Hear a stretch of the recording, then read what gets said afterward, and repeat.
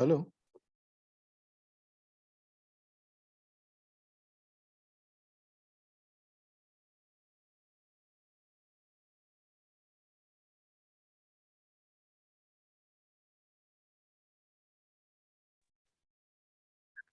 Hello, Chidi, are you there?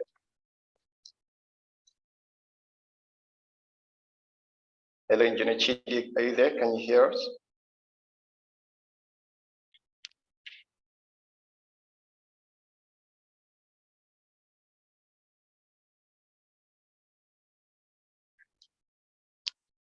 Good morning, everyone.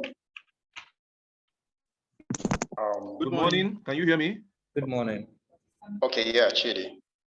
Good morning. Yeah. How are you doing?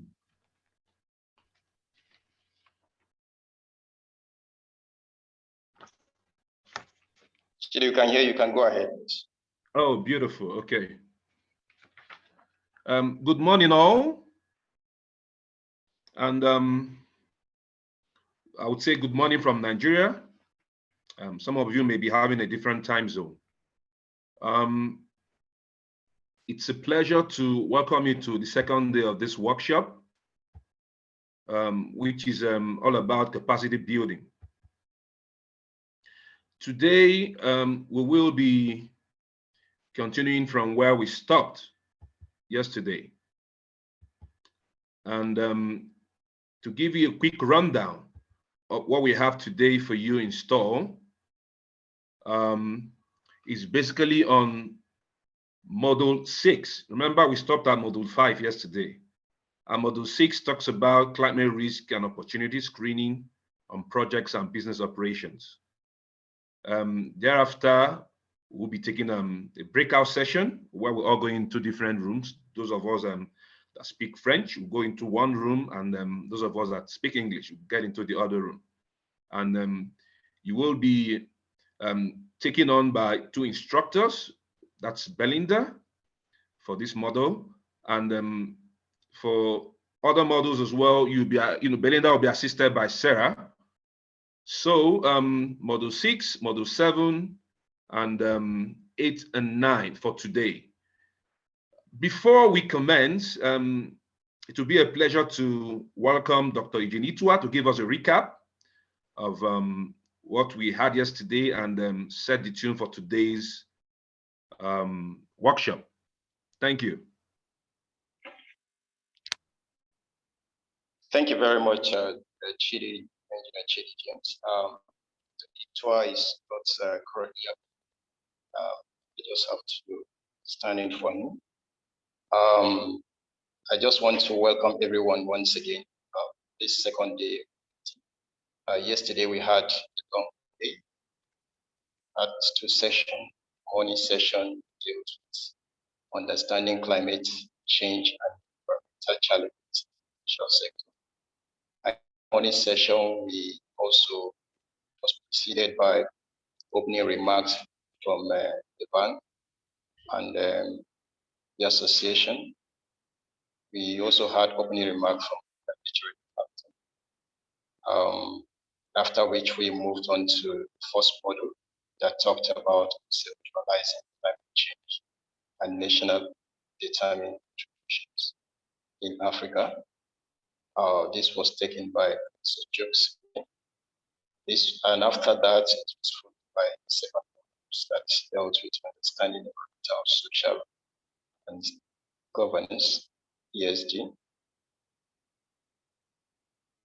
So, and after which we had a break. So the second session, afternoon session, is also a very rich one. Aadfi session, 3 modules session for the 3. Hello, can you hear me, Linus? Can you hear me?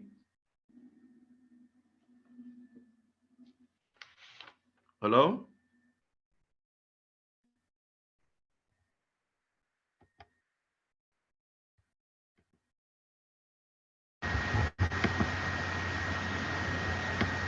Hello, can you hear me?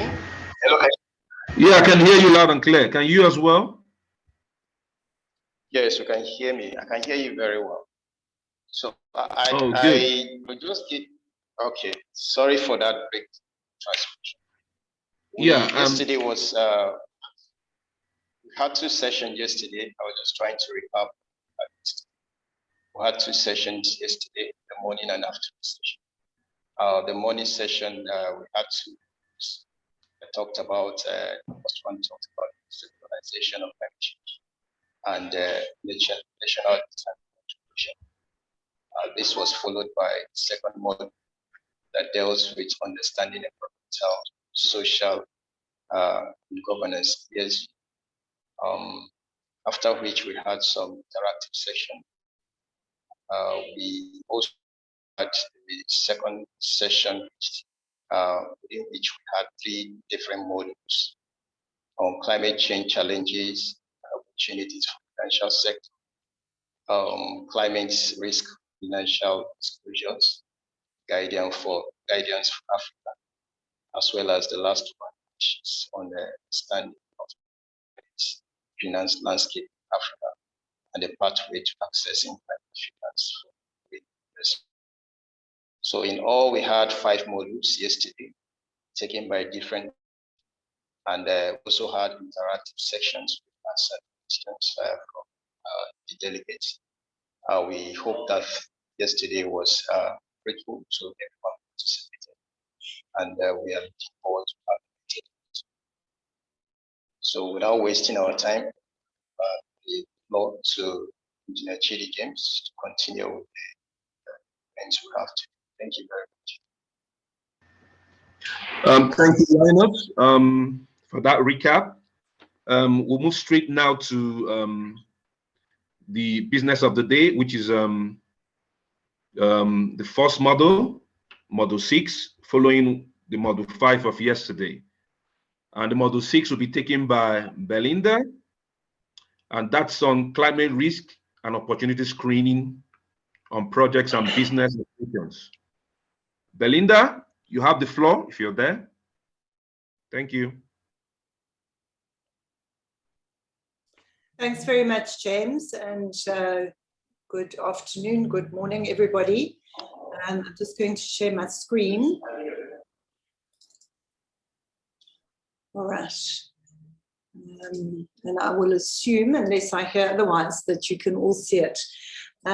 So I'm going to present on the toolkits, and then, as has already been said, we will go through demonstrations in breakaway groups for the different toolkits. So we'll start now with the climate change tools and climate risk screening and opportunity assessment, and then followed by the business carbon footprint toolkit.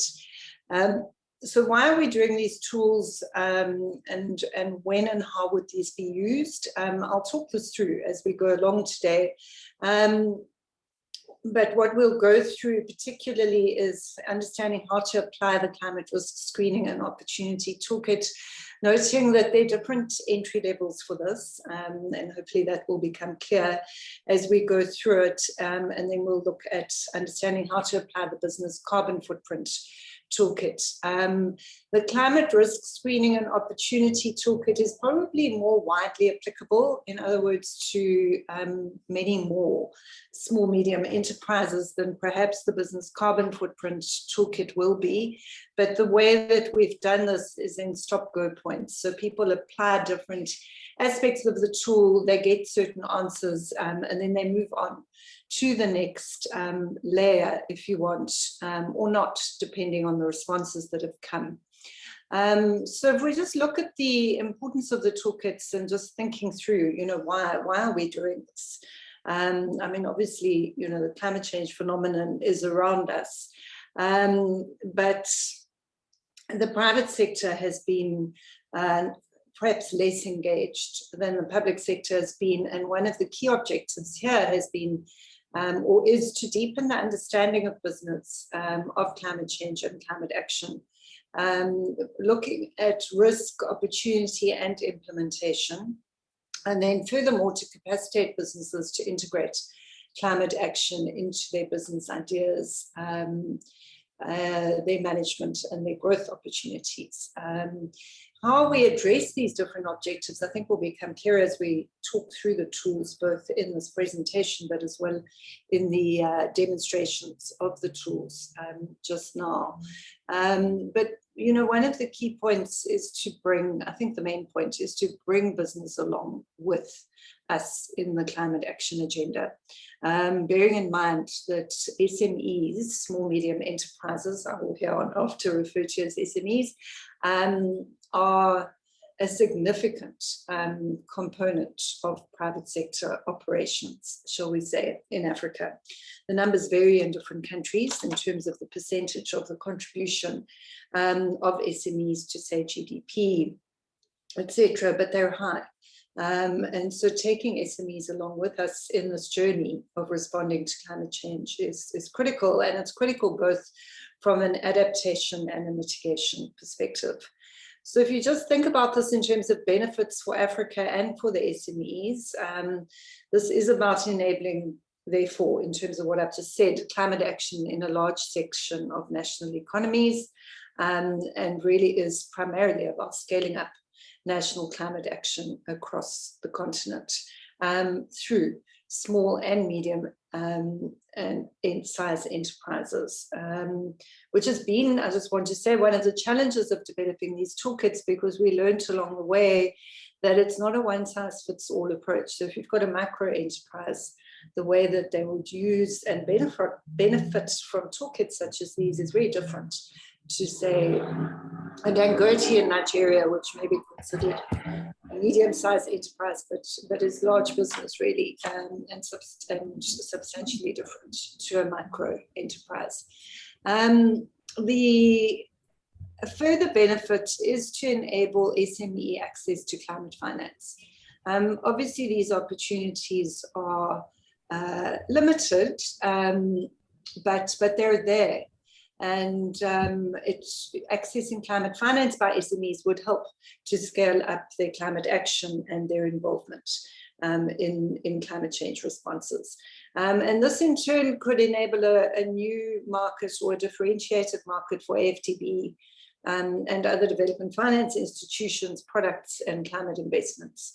And, you know, for a bank like the AfDB in particular, they're part of the multilateral development bank group that made commitments to the Paris Agreement six-pronged action plan to enabling the Paris Agreement and achieving its objectives.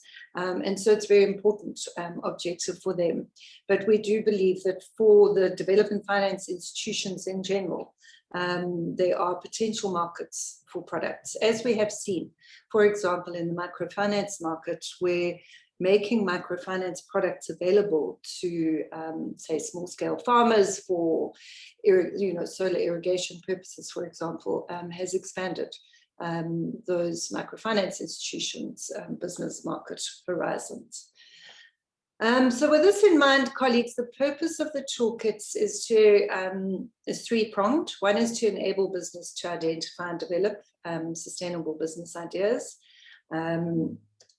as initiatives and initiatives that align with the national climate change strategies and objectives, so NDCs, the nationally determined contributions that all our countries have submitted in terms of the Paris Agreement, for example, aligning with climate finance criteria of finance institutions, and also aligning with national sustainable development objectives. So you'll see when we go through the tools themselves later in the demonstrations that the SDGs, for example, the Sustainable Development Goals are part of the screening approach to line up with this objective of lining business objectives up with national objectives such as SDGs and others. This in turn, the combination of those things then increases the likelihood of an SME receiving climate finance. And this is something we'll work through as we go through the toolkits. A second prong of the purpose is for businesses to be able to climate-proof their business. So maybe they're highly susceptible to flooding. And this is one example. There are many is in the mining industry. So even the artisanal miners, small scale miners are very, very at risk because of flooding, both in terms of personal safety risk, but also in terms of the equipment and operations and the ability to earn an income or generate an income during a flooding event and straight afterwards, just as an example. So that's where climate proofing becomes important. The tool is therefore designed to assist businesses to consider what their climate risks are, and therefore thereby to consider what investments they may make for long-term sustainability as well as for growth. And then a third part of the purpose is to integrate climate response strategies into business operations. And the tool attempts to facilitate this as far as the tool can, but also to enable businesses to account for or report on their achievements that they make year on year in the business life cycle. This is important, obviously, colleagues, because if a business does manage to secure climate finance from, say, one of the development finance institutions that are in the room with us today, they would need to report back to you during the life cycle of that investment that you make as to how they're doing. And so the tool is designed to help them do that and provide that reporting capability. This also then in turn enhances the preparation of bankable businesses in the green space and is all intended to increase the potential of access to climate finance. Excuse me. Just to then go into an overview of the tools and the guidance for SMEs. As I've indicated with my one example of flooding, and you can imagine, that playing out, that scenario playing out in other businesses or other sectors, I should say. Climate change is a serious risk to business. And what we've seen, and why I think these tools are even more relevant than ever before, is the sort of bigger financial services sector. So the big banks, the regulators, etc., are paying serious attention to the climate change risks. And so lenders, banks, for example, are passing the risk on, perceived risk on to the people or the institutions, organizations they lend to. And this is becoming more and more prominent feature of the financial services sector. And there is absolutely no reason why the SMEs should not be involved in that process. So it is about managing risk. Risks can be across a range of things like productivity loss, cost of regulation, the cost of insurance is increasing. The insurance companies are paying a lot of attention to climate risks. There's concern around damage. My mining example applies. Loss of business opportunities, loss of, say, income earning or generating days. There are a wide range of risks. But we do believe that SMEs are well placed to overcome these. And private sector has always been known to be very adaptable and to apply that agility and flexibility to adapting to these risks. We're also looking through this at what potential there may be for a business or an entrepreneur. So either an established SME or a very sort of early stage SME entrepreneurial level, there's potential to capture new business opportunities and to develop innovative solutions to climate change challenges. So we're looking both at the risk management side and the opportunity side. And this will also become, I think, clearer to you as we go through the toolkits. The toolkits contain a step-by-step guide. This is a bit like paint by numbers for SMEs to use each of the tools. And colleagues, we did this because we're dealing with different ranges of capabilities, capacities, perhaps different levels of education, etc. In SMEs. And so we've tried to make the tools as simple and user-friendly as possible. And I think the main thing is what you don't want is your SME to go, this is too frustrating after an hour of trying to use the tool and to walk away from both the opportunity to climate proof their business or to take on new opportunities in the climate change space. So that is a very central sort of philosophy almost to developing the tools. And any feedback is always welcome. So let us know what you think in that regard. The toolkit comes with a training manual, which provides a set of guidelines and information that is there to help users with the knowledge and skills to use the tools developed.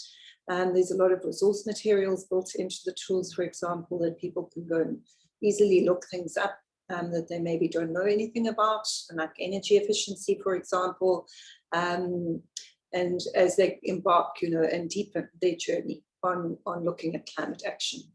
The tools aim to help businesses understand how climate change risks affect their business in general, as well as the potential opportunities. I've spoken about that.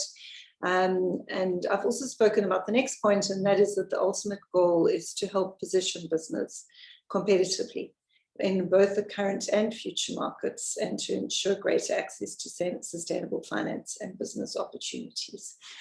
So there are 2 points in this point, right? One, and they're both important. One is that businesses that are climate proofing themselves and or taking up climate related business opportunities are going to be more competitive in the current and particularly in future markets as the world becomes more climate change savvy. And the other point is that the application of these tools and really thinking through the risks and opportunities should position some businesses much better to be able to access green finance or climate finance. And then we know, and this was, very clear from when we started this project about a year ago now, that the AfDB has a range of tools in its toolbox, as it were, and these tools are there to supplement those or augment those tools with a particular focus on SME application. And it's perhaps a good time just to comment on how we went about this without going into too much detail on the methodology and the background research, etc., that we did for this project. But one of the things we did do was go and scope. I want to say all the tools, related tools that are out there. We probably didn't touch on every single thing that's available, but we did an extensive scoping exercise in the early stages of this project to understand what was out there so that we could build on what existed that was good, but adapt or develop according to the specific needs of an SME. And the interesting and useful point in that regard is that a key finding was that there were, as you can expect, a large range of tools out there, including in the AfDB toolbox, but there were very few, if any, that were seriously adapted for SME application. So that's been a significant value add through this project, and I think very visionary on AfDB's part to make sure that these tools were developed accordingly. So just to recap on the target audience, I've spoken about this, but I think it's important that we're clear about it as we embark on the process of actually understanding what these tools can and can't do. So the target audience is firstly for entrepreneurs that are at the very beginning of their business development phase. So it could be somebody, who's entrepreneurial by nature, has figured out that he or she wants to start a business, still thinking about what that business could be. Maybe they've seen a need in the market for, say, toilets, community toilets, but they go through, sorry, can I just ask that people mute their mics? There's some background feedback, thank you. And maybe that entrepreneur is sort of vaguely thinking about the toilets, for example, but then applies the toolkit at this very early stage of developing her or his business and realizes that actually there's an opportunity for waterless toilets. And this is the case study I'm going to use in the demonstration of the toolkits in the next session, in the breakout group session. So that's just an example of how an entrepreneur at the very early stage of their business could use these tools to help their thinking in terms of what business ideas they could. Belinda, we'll begin the roundup. Okay. Yep. And then also looking at their risks. I thought I had a further, I'm watching the time, I thought I had a further 5 minutes, but okay. And then another audience is the group that is much further along the business continuum. They're more established and they can use these tools either to climate proof their existing and future business opportunities or identify additional business opportunities. And then for the AfDB, this is about assisting in vetting SME green finance applications and aligning these with climate change objectives.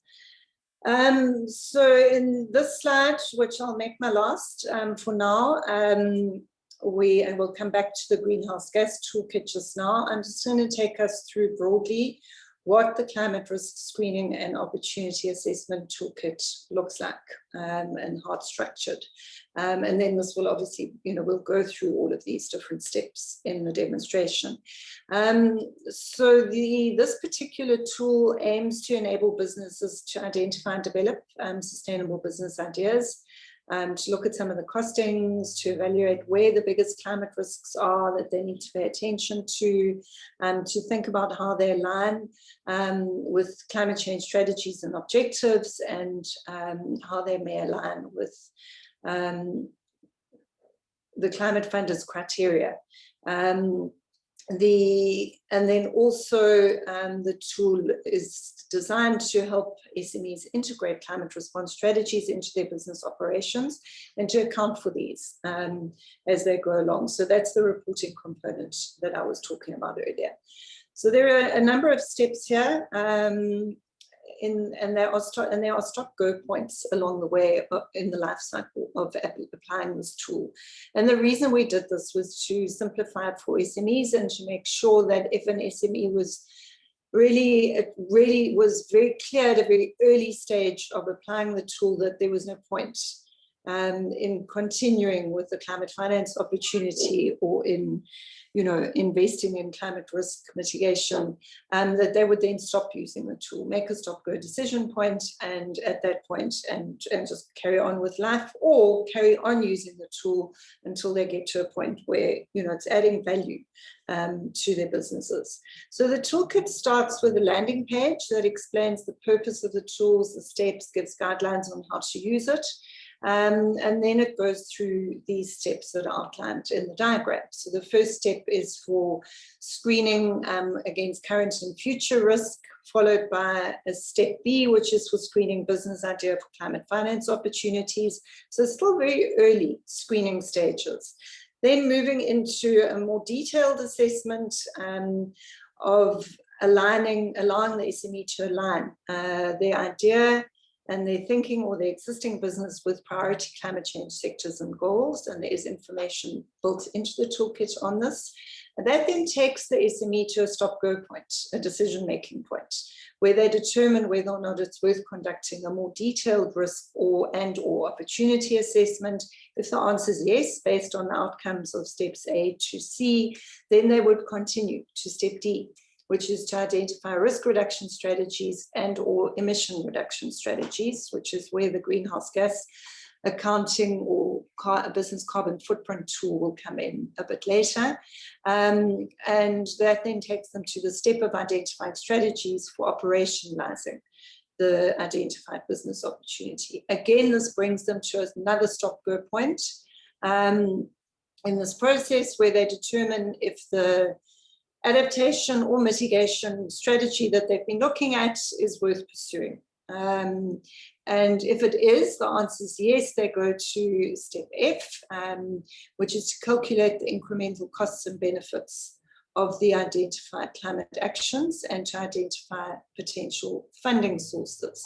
Again, that brings them to a stop-go point. So if that initial sort of cost-benefit analysis works, then they would decide to really make serious decisions about whether or not to implement this strategy and to seek finance for it. And that's when they actually go through the step G, which is applying the climate finance opportunity checklist. And potentially, if it's a greenhouse gas reduction potential business idea, to apply the greenhouse gas accounting tool, which we will go through later. So James, I am complete. Thank you. Thank you, Belinda, for this detailed presentation and insight. I hope our participants have really tapped into her explanations and guidance. Now, we'll be going into the breakout session, and we have 2 rooms here, one for our French-speaking colleague and the other for our English-speaking colleagues. You will be guided by Belinda in one room and Sarah in the other room. If you have questions or comments during the process, I would advise you send it on the chat. We've got the time for questions and answer session, and we would respond accordingly to your questions. Thank you.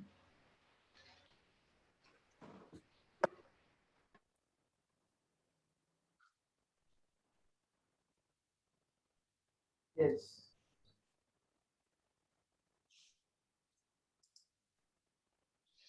The technical team, you could render assistance here to those of us who are not very familiar on how to get into the rooms, please. What is the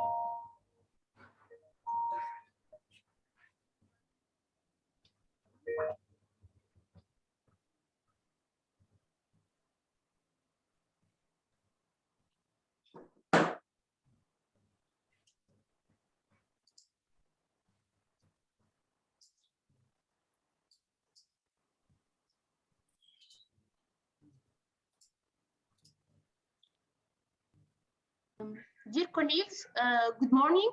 We have started the breakout sessions.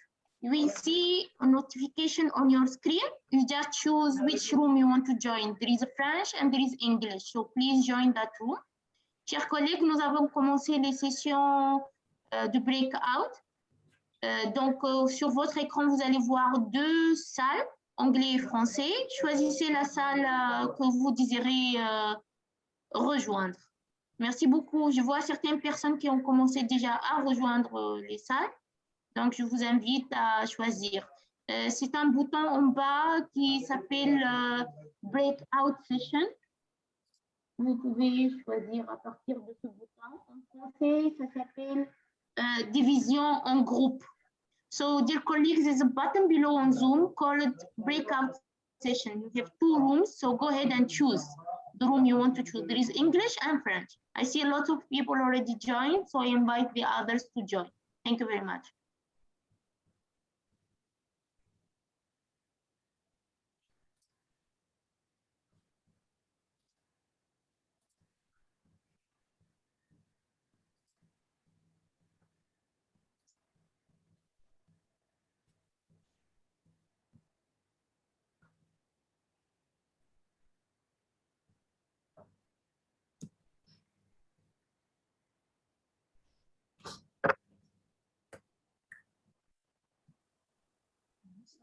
Hello? Hello, sir.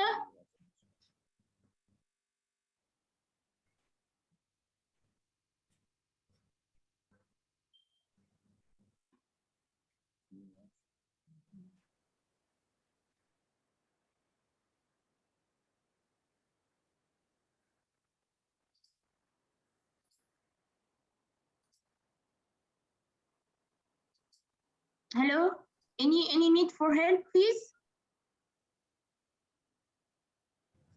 Hello, I don't get the option for selecting breakout rooms. I only see the option for interpretation.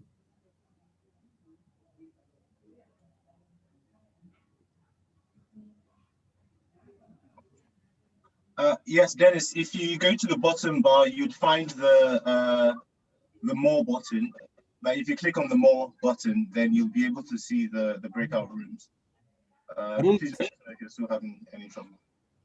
That's the issue. I don't see the more button.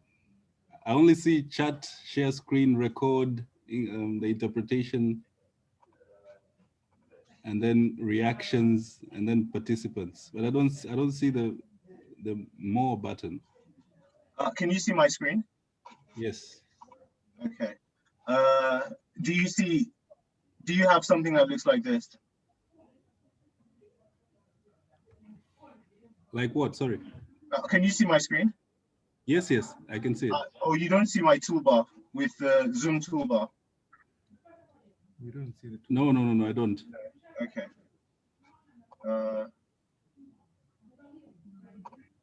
Okay, let me find you and assign you to a room. Just a second.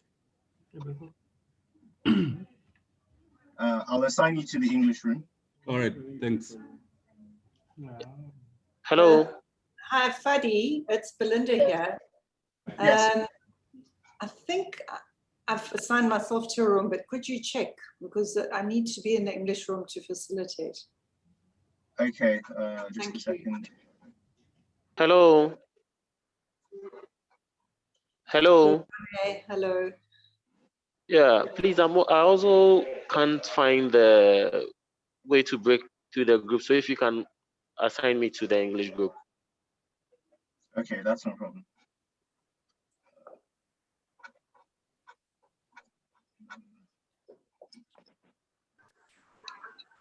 Fadi, my name is Joseph. I also would like to join the English room. I can't do that from here. Okay, I'll do that. Thank you. Same with me here, Crispin. I want to join the English room. Okay. Yeah. Hello, Samuel Sabong, English group, please. Okay.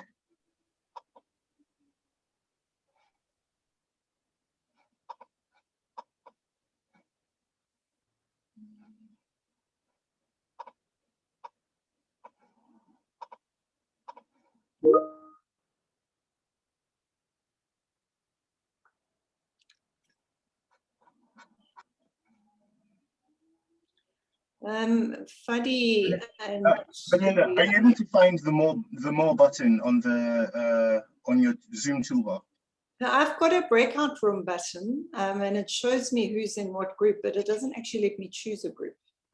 So it shows the English list and the French list. So if you go down in the breakout window, you'll find there's a section where you're able to assign people to rooms, but then beneath that you find the English section, and you can just click join.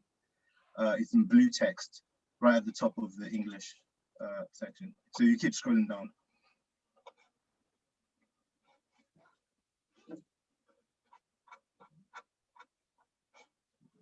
Okay, I think I've done it. Hello, can someone, this is Belinda, I'm your facilitator. Can you just someone confirm that I'm in the English group, please? Yes, Hello? yes, I can confirm. You can confirm, great, thank you.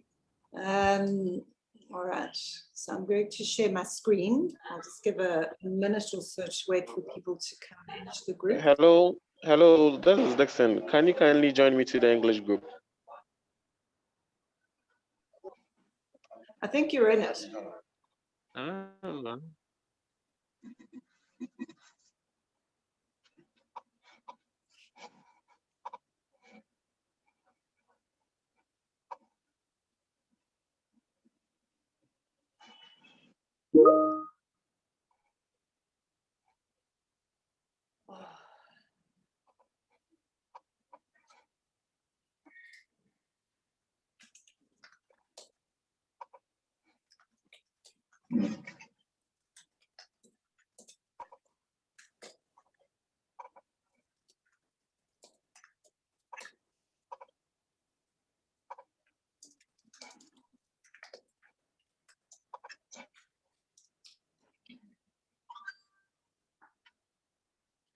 All right, colleagues, I'm going to start. Fadi, I see you're here in the English group. Is that correct?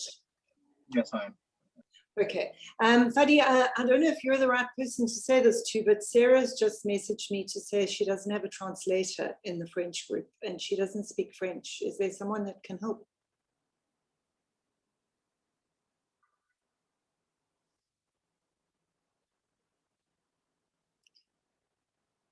All right, colleagues, I'm going to start. So as we said earlier, we are demonstrating the Climate Risk and Opportunity Assessment Toolkit here. And I will now, what I'll do this morning in this time that we have, which is about 20 minutes, is I'm going to use a case study example. So this is an actual small business case study that we used. It's from South Africa in testing the toolkits. And they actually worked with us to complete the toolkit so that we could test it with them. And to try and bring this more alive for you, we thought to use that case study example so that you can actually see how this works.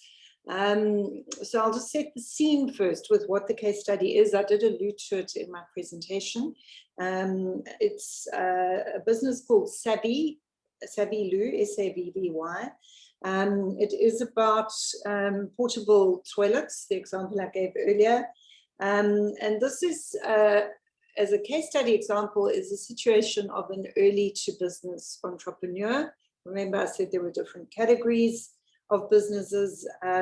So here the entrepreneur was looking to develop a business idea. She had already actually thought of the need, responding to the need for community-based toilets and better water and sanitation hygiene. And so she was looking at portable toilets, but in using the toolkit, realized that there were water issues, in other words, water availability issues in the community. She wanted to set these toilets up in, and through using the toolkits came up with the idea of waterless toilets. So, you know, that's just a bit of a trajectory that the toolkit, sorry, took this entrepreneur through. In the beginning, she had a very weak business case for accessing climate finance. But as this particular entrepreneur continued to work through the different steps and stages that I was describing earlier of the toolkits, so her business case strengthened quite significantly. But the biggest for her climate risk was drought, but let me not preempt the story. So The first page, which is the one you see before you, is the instruction sheet. It provides a welcome, explains the purpose of the climate risk screening and opportunity toolkit to the user. And as I said earlier, we've tried to keep this very simple. So these tools are here to guide the business to screen for climate risk. Yes, Helen, sorry, you want to ask something?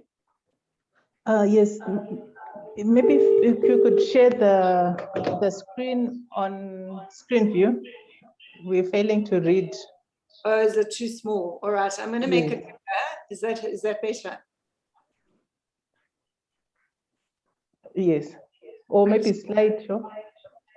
Can you zoom it one more time? Can you zoom it one more time? Yeah, it's on Excel, so it's not like a PowerPoint, but hopefully that's better. All right, I can't make it much bigger than that. So I think that's okay. Thank you, that's great. Thanks for the feedback. All right, so this first page provides, let me just scroll up, just an introduction to the toolkit, which is the first box. I've been through this, so I won't talk it through again. I went through it in the presentation, but it basically takes the SME through, the user through what this toolkit will do for them. And then it goes into the instructions, and which is basically to complete all the steps of the workbook, or until you get to a stop-go point and the SME says, okay, I'm not going any further, and noting that there are 7 steps in the toolkit, and each step is a tool in and of itself, as you will see just now. And then the purpose is really to be able to screen for climate risk and vulnerability, as well as for opportunities, to then conduct a climate impact assessment. So let's say the business goes through those first 2 steps, A and B, and realizes that there are risks and or there's an opportunity, then they would go into a climate impact assessment process, which the tool takes them through, but I will work through these steps as we go along. We also give the SME a guideline on how long they may need, so that's the bottom box, to complete the toolkit, which is roughly 2 hours, but this depends on how much knowledge they have, what information they have at their fingertips. You'll see this just now. And the extent to which, the depth the SME wishes to go into. So there's always a human factor. A tool can't, get rid of that human factor. But it does attempt to help to do that. We also provide recommendations, and that's particularly that the user does this in group work. And colleagues, when we tested these tools, which we did with a couple of businesses, we realized that having a group of people working through it together was definitely beneficial. It just, psychologically, it's nicer to go through it with other people, but also different people have different insights, different knowledge, different information, and different skills. So that's very helpful as well. And we also recommend that people, if they're feeling overwhelmed, that they stop and maybe come back to it, or realize this isn't for them, or perhaps just mull over it and think it through. So the next page, following that overview, provides a glossary. I'm definitely not going to go into this, but just to give you a sense of what's in this spread, this particular workbook, is a glossary of key terms. So an easy reference guide is what's intended here, of some terms that, the average person out there that's starting a new business doesn't know. There are relatively few people still on the continent that understand what adaptation is versus mitigation. And I must tell you, I talk about this stuff all the time at home, and my husband still every now and again goes, and he's a professor, an economics professor. Every now and again, he just goes, sorry, please remind me what the difference is between adaptation and mitigation. So, just to put it in perspective. So we do outline the terminology. You can see it goes through climate change terminology as well as greenhouse gas specific terminology. And then on the other side of this worksheet is a story for the SME to read should they wish, of why it's important for a business to be sustainable. So this is in a way a bit of a capacity building and awareness raising aspect of the tool. Is that it helps the SME just to start off by thinking, oh, this is a good idea, because actually if I climate proof my business, I might be able to save costs. I may be able to prolong the sustainability and the continuity of my business. And I may even have a competitive advantage because I've got a positive reputation. So it just goes through some of those key selling points again in a fairly simple way. And then moving into the first step, I'll make this bigger because I know you're going to ask, and I'm sure it's very small. So this is where it's useful to just think about the case study that I was talking about, the toilets, the waterless toilets. Bearing in mind that the way that the entrepreneur realized that waterless toilets were a good idea was through going through this initial step. So this is a preliminary risk and vulnerability screening checklist that goes through a series of, I suppose, cascading questions with some drop-down menus for automatic scoring. So this is built on a score. So it starts off by taking the entrepreneur through answering a set of questions against 0, which is I don't know, 1 or 2, which is around no impact, average impact, or significant impact. So the first, just bear in mind the toilets, this person's thinking about putting portable toilets into communities, and she goes through this, and the first question is, what impact would flooding in your area have on your business? And she realizes, well, actually it could have an average impact, so it gets a score. And because of, flooding could affect people's ability to use the toilets, or it could actually flood out the toilets, damage the equipment, etc. The next question, what impact would increased temperatures or a heat wave have on your business? So an extended drought. What could bushfires do? What impact would increased wind speeds have? So it goes through the sort of typical climate risks, and that box you see on the right-hand side gives a bit of an explanation of what temperature rise, which probably for the average person doesn't mean much. Okay, so it gets a little bit hotter, but so what? This is the so what aspect. Then it takes the entrepreneur through sort of a set of awareness questions. So, have you actually considered the potential impacts of climate change? Have you considered the impacts of climate change on your potential markets and suppliers, as well as on your business strategy? And then it goes through a climate risk management couple of questions. And so here we're trying to, through the tool, understand, has this person actually got enough awareness of climate risks that they've even thought about taking out insurance against it, for example. So either they have and they answer that, or they haven't, which in this instance was no. And so there's a 0 score there, but it may prompt them to think about it. Oh, never thought about that, because very few of us actually have been thinking about taking out risk insurance for climate change. And actually there are relatively few products on the market anyway at this point in time. I think an important question here for the portable toilets was, would your business be able to operate from different premises if your current premises were compromised by flooding, or in this woman's case, it was drought, because she suddenly realized if there was an extreme drought, she wouldn't have water for flushing. And she couldn't just, necessarily easily pick up and move her toilets, although they're portable. She's not going to go to another town or geography to install them. So here, the score was 2, which is quite high, significant impact this would have on her business. And so from there, we take the entrepreneur through a process of prioritizing risks. So now they know what they are, to some extent, what these risks are. We then ask them sort of more specific or nuanced questions like, would you consider the risks that climate hazards such as extreme weather events, flooding or heat waves pose as equally important risks to your business as potential market risks and financial risks? In this instance, the answer was partially, so a score of 1. And, you know, so in other words, on consideration, this entrepreneur thought, this is an important risk, but maybe not necessarily much, you know, significantly more important, which would have given it 2 as in yes.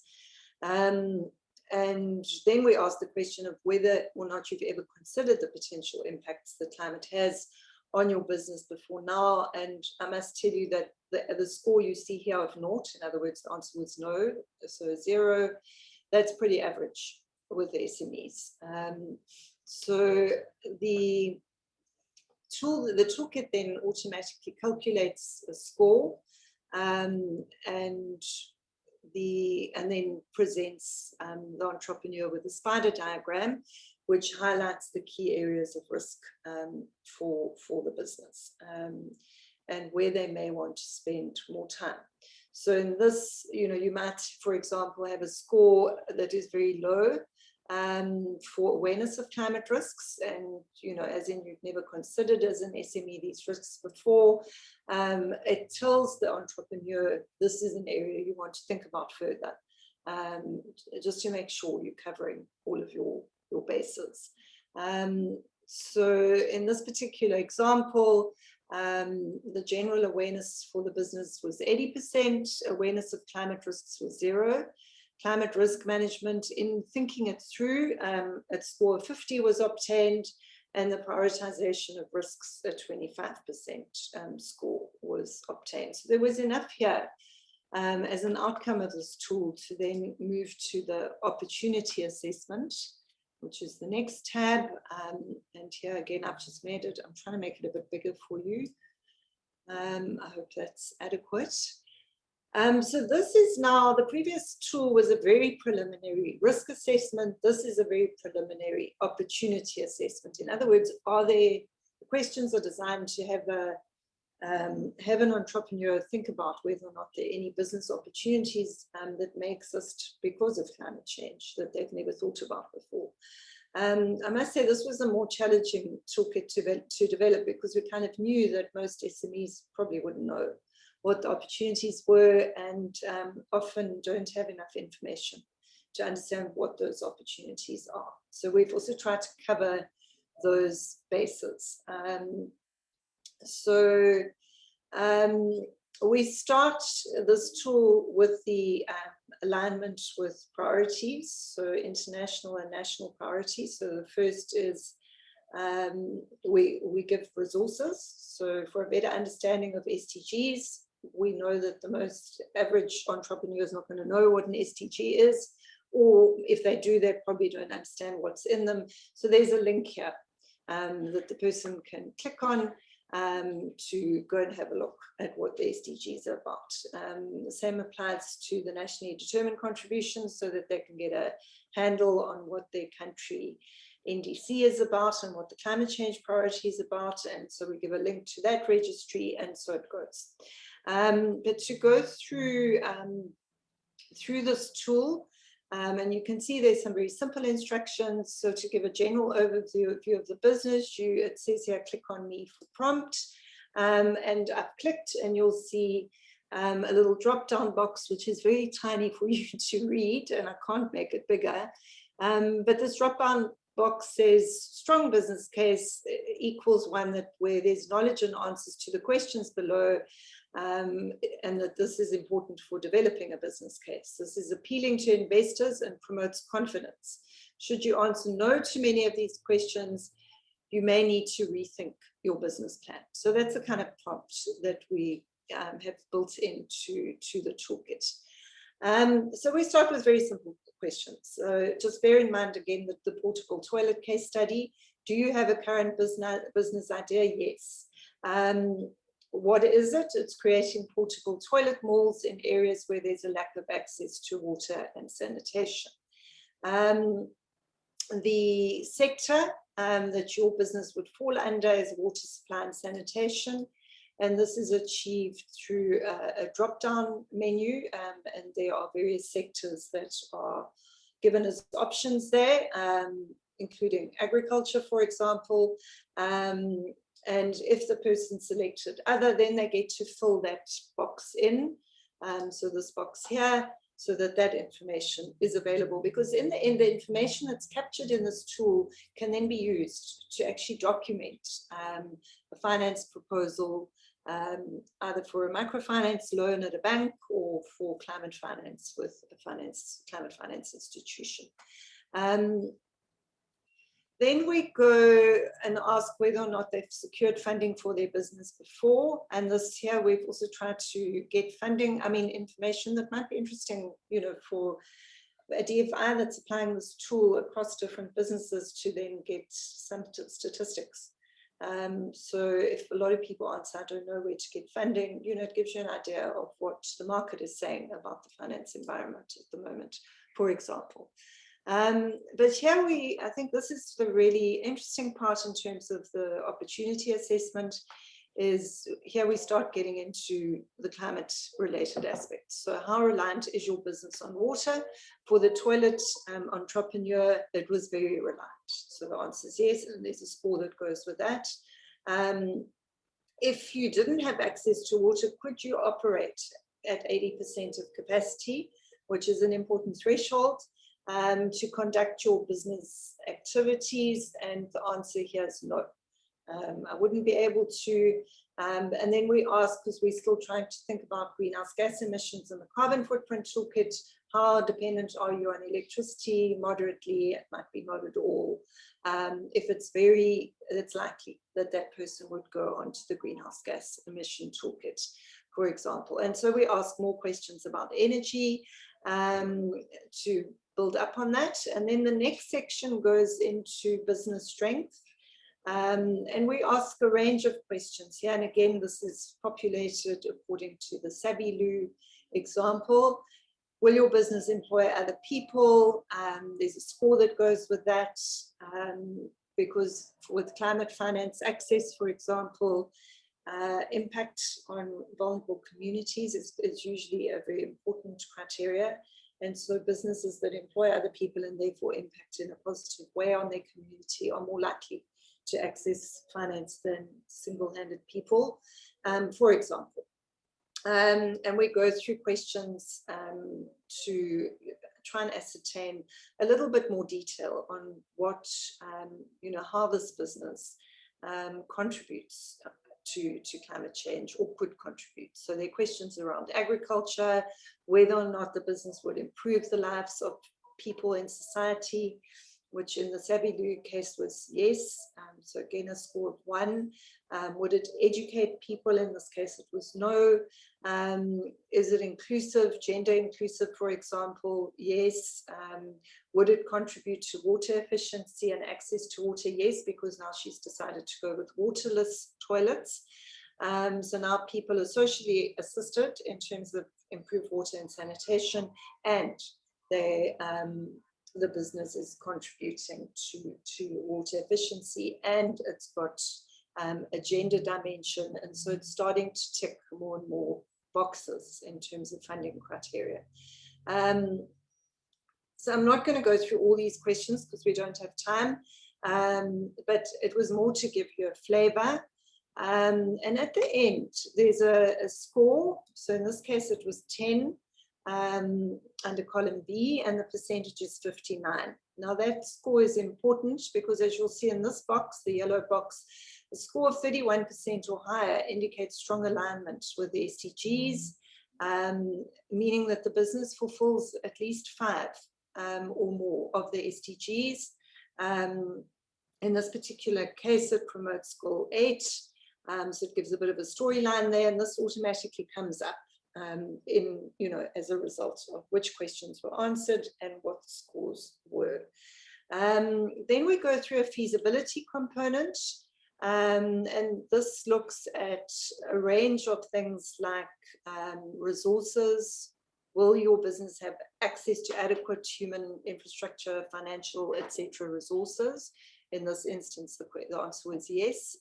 Will you have access to knowledge that's adequate for running your business or starting it? Question around ease of implementation. Will it involve tried and tested processes or technologies? In this case, it was no. You know, this woman was starting out from scratch with the waterless toilets. And if you need more knowledge, what is it? So that's an open question. Then there are questions around suitability. And this is really to try and understand through the screening process whether or not the business idea could work. And again, it's a scoring system, but a self-scoring system. So you're still relying on the entrepreneur to, you know, apply their minds to this situation, even though the toolkit gives prompts and calculates scores. But it asks questions around economic sense, political support, and alignment with national strategies. And colleagues, even though we give links to, say, the NDCs, people don't usually always go and read them, and so they may still answer no, where they could have answered yes, if they had gone and read them. So, you know, that's something that we've observed as we've been testing these tools.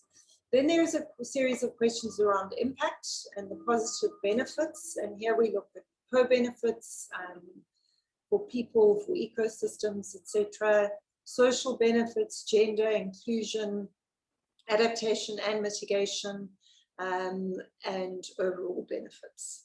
And again, the percentage score is important because it contributes to that stop-go decision. And we'll come back to that, and then we go through a series of questions which are critical around sustainability. So will this business either lead to, or lead to continued emission reductions or adaptation benefits over time? And a series of questions are asked here. And overall, you can see that the percentage score for the portable toilets was 45%. Now, this is a culmination of all these questions. And we give a guideline here at the bottom. So strong business case for climate financing is a score of over 75%. A weak business case for climate finance is under 50, and then obviously the other one is in between. So, you know, at this point, the savvy Lou person stops and thinks, is it worth going further? It's a bit borderline, it's less than 50%. I obviously need to strengthen my business case, and that's what we're encouraging. So now we're encouraging them to go to the climate impact assessment page to strengthen that business case. And the point is that this is an iterative process. I think I have to hurry up. We were a bit slow in starting, and I'm worried we're going to get called back to plenary. But I just want to at least get to the cost benefit analysis part of the tool. So in the climate impacts assessment, we're now actually prompting the user to actually go and do an impact assessment so that they can understand risk and or opportunity much better. And colleagues, the tool that we've built in is a tool that one developed many years ago, probably more than a decade. And it's a very simple tool. It's fantastic for helping people to understand the knock-on effects of climate change. So it's that so what point that I was making earlier. So there's temperature rise, you know, so it's going to be what, 1 or 2 degrees hotter. What difference does that make? But actually it does make a difference, because then you may have more intense and more frequent droughts, which is your second order impact, which is precisely why the portable loo person decided to go with waterless toilets, because she suddenly realized in doing this type of impact assessment that droughts were going to affect her business in the long term. And then the third order impact would then help the person think through what those impacts have on their immediate, you know, systemic environment like ecosystems and their production potential. And then last but very much not least are the social and economic conditions. But the person fills this out through these boxes on the right. So you select your first order impact from a drop-down menu. So you could go increase temperature, and then again you go to the next one, which is again a drop-down menu, which could be increasing number of hot days, and you choose that. So it gives prompts to enable the person to think through what the answers, so that they don't have to actually imagine what the impacts are. They're guided through the tool, and so the tool then helps them to populate through things like at the fourth order level, which is social and economic conditions, things like loss of jobs, decreased health in communities, because now in this example they haven't got access to the toilets anymore, loss of productivity for the business, and loss of profit and business continuity. So colleagues, through this exercise, the person, the entrepreneur, should have a much better understanding of the impacts of climate change on their business, and they may have started by now thinking of ways that they could prevent the risks or realize the opportunities. And so we take them. Sorry, colleagues, please can you mute your mic? There's feedback. Thank you. So now we've taken the person through that process to a more detailed assessment of business risk and opportunity. Again, I'm just going to make this a bit bigger for you.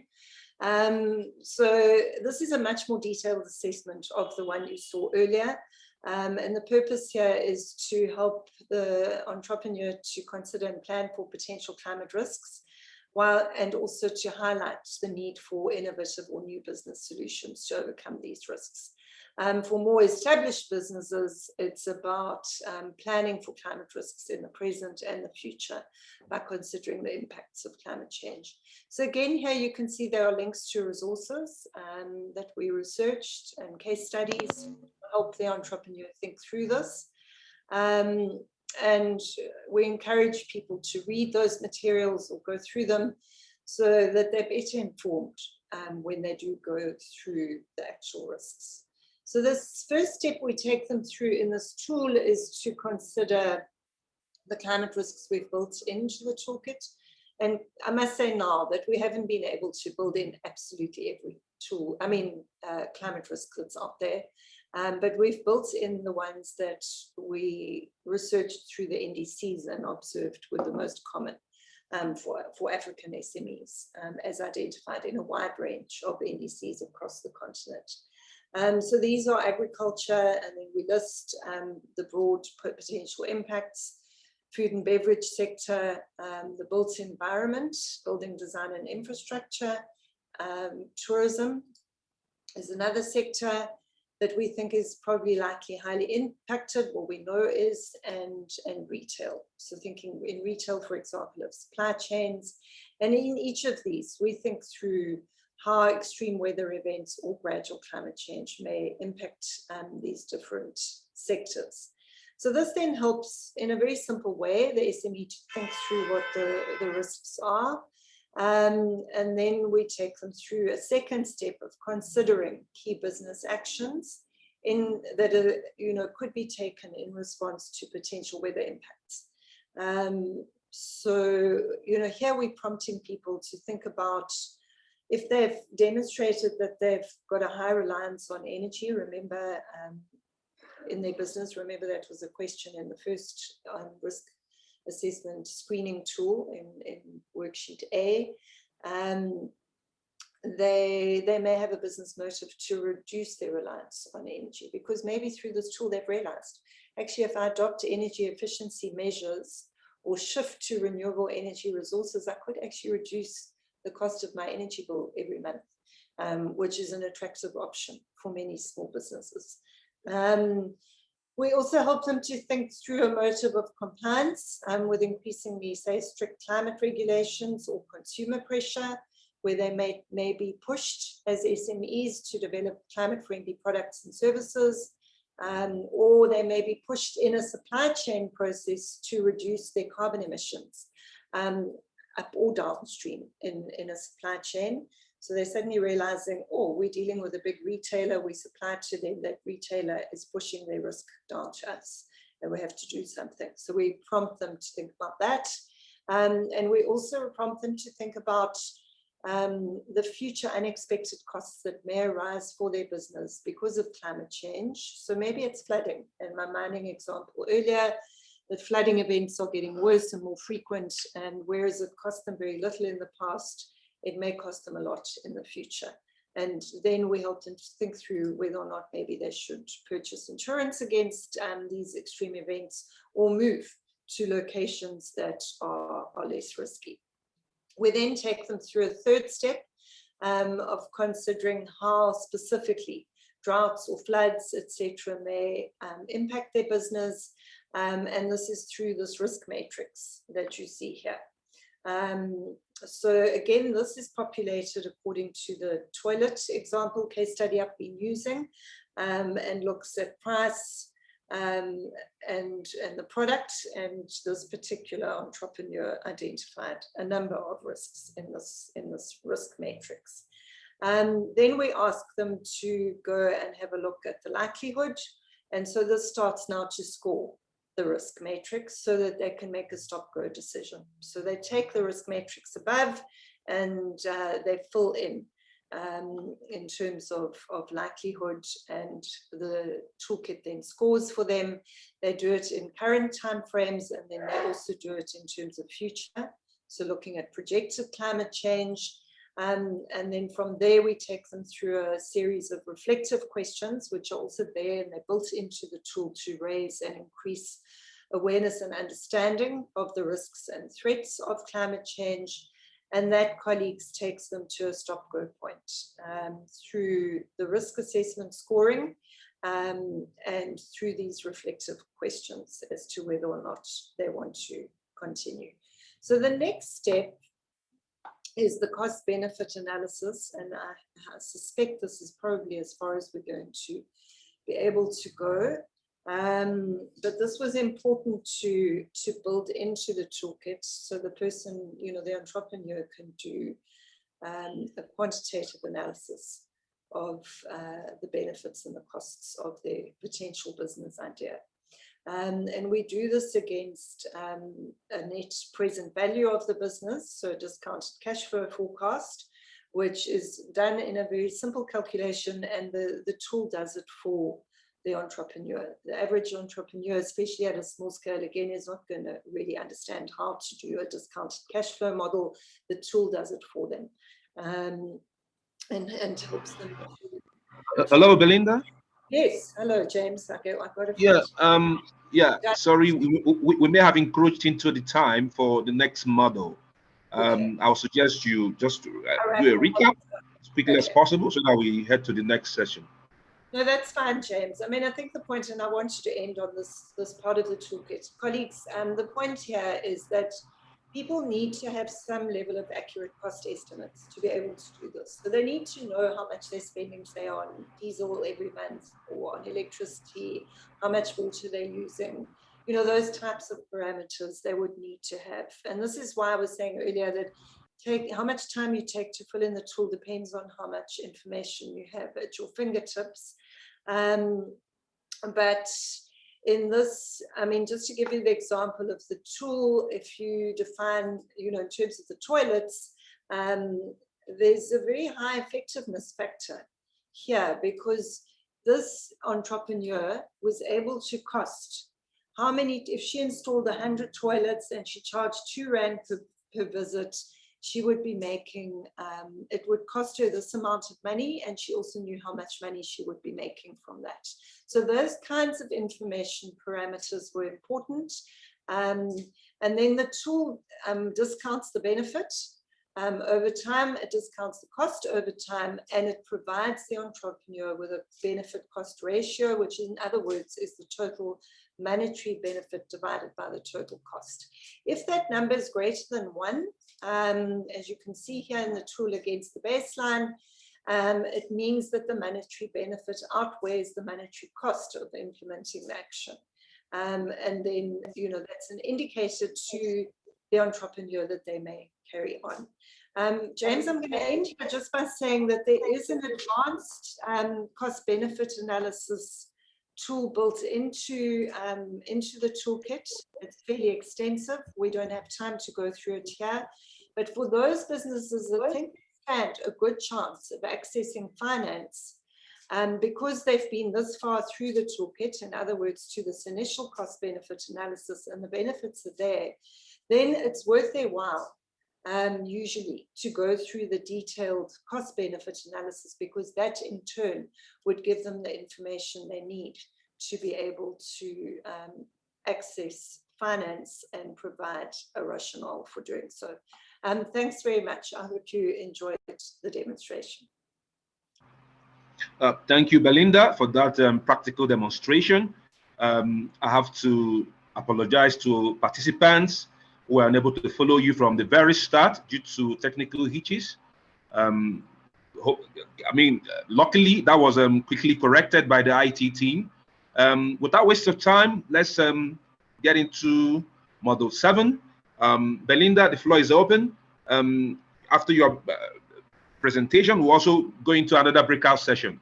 And let's see if we'll try and make up for the time lost, please. Thank you, Belinda. Thanks very much, James. So my presentation is actually going to be very quick. And I think that'll allow more time for the demonstration, but that's up to the organizers. I know we've lost some time.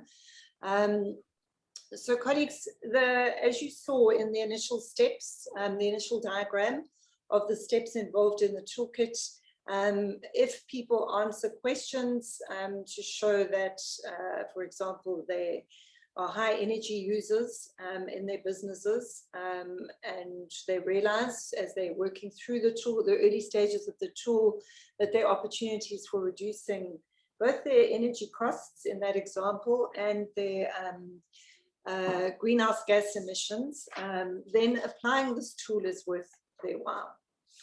So it's again part of the stop-go decision-making process, but this carbon footprinting or greenhouse gas accounting toolkit is also a standalone. It can act as a standalone toolkit. Its purpose is to help SMEs estimate the greenhouse gas reduction potential of the business. So it helps them to calculate that. It then helps them to determine how their business could reduce greenhouse gas emissions or increase their carbon uptake. So it's looking at both ends of that spectrum. And so the how part of this is important. In other words, what investments could they make? What technologies could they adopt? What approaches could they adopt in this regard? If they were to decide to implement activities for reducing greenhouse gases, or if they were to just continue, say, business as usual, the tool and carry on increasing the carbon uptake of the business, the tool then helps to calculate the estimated reductions before helping them to identify the most appropriate methodology for measuring reduction units in terms of CO2 equivalent and in units of time over years. And this is important because the market, in other words, those that are interested in greenhouse gas reductions, they want to see in absolute terms how much CO2 is being reduced at the same time as over what period of time. And probably they'll be less interested if it only happens for the first 6 months, but in 5 years' time, it's back to business as usual, for example. And there are examples of that. The tool then takes the business through the process of performing a business and economic analysis and some modeling. And again, the tool does, a lot of the modeling for you. We're not expecting the SMEs to become expert modelers overnight. And this is in relation to mitigation planning and projects. And it helps the business to perform ongoing technical analysis to refine their mitigation strategies over time. Through, helping them to monitor the progress of the implementation of their mitigation activities or investments. So maybe it's energy efficiency measures through low emission light bulbs, for example, LEDs. And they can monitor through using the toolkit over time. So it's not a one-off, they come back to it on a regular basis to see what their progress is, and to actually track actual expenditure and emission reductions against what they forecasted through using the toolkit. And this then in turn, as those of you that understand the carbon footprinting space and the rigor that's usually required in reporting against how you're doing in reducing your greenhouse gas emissions, this will help the SME in turn, if they were to access climate finance for carbon reduction activities, they'd be able, through using the tool, to report to whoever they've received funding from on how they are doing and what actual progress they're making, at the same time as being able to refine their own investments and activities and strengthen those. So to end on this slide, and this will, James, be the end of the presentation, so we could go into the breakaway groups after this. There are 5 steps. So again, we've taken the stepwise approach. The first is to consolidate the baseline. So, I mean, I think we all know and understand that you can't know what greenhouse gas emissions you're going to reduce if you don't know what you're currently emitting. So we help the SME to establish that baseline and consolidate that so that they're working off a departure point. Then we take them through a step of calculating their general emissions against a baseline. The third step specifically takes an SME through energy emission reductions, and step D takes them through fuel emission reductions. Both of these were considered very important in the African context. So on the fuel, for example, many people are using diesel, which is high emissions, and could be switching to a cleaner fuel source. And the same applies to energy. You know, in South Africa, many people are using grid-based electricity, which comes from coal, or they're using coal-directed source because we're a high coal production country. They're coming off a very, very low baseline because coal emissions are so high, and almost anything they do to displace coal use, either through electricity through the grid or through displacing coal directly at source, is going to better usually their cost and always their emission profile. In Nigeria, that would be diesel used for generators, for example, and so it goes. Energy efficiency measures are usually very important here. And then the 5th step is about reporting, which I have already discussed, and you'll see when we go through the demonstration how all of this works. So James, thank you. I am finished with my presentation and we're ready for the demo. Thank you, Belinda. Once more, apologies to participants who were unable to join from the very start. We would make up for that, you know, and also going to subtitle whatever Belinda has done so far in French for our French-speaking participants. Without waste of time, we're going to go into the breakout session. Thereafter, we would go into the question and answer session. So if you have any questions, please raise them in the chat box. I will be glad to respond to all questions. Thank you.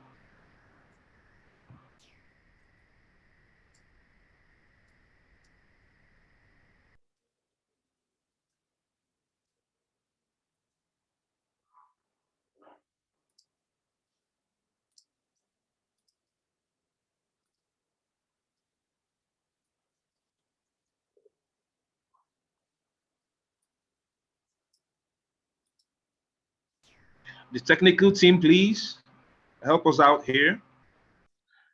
Yes, sir. How we can help you, please? Hi, James. Sorry, just a second. Dostaf, can we have the English team go into the breakout room, and then have the French team, the French group, remain in the main section so that we can have interpretation in the main section. Okay. Right, Okay. Okay. Thank you.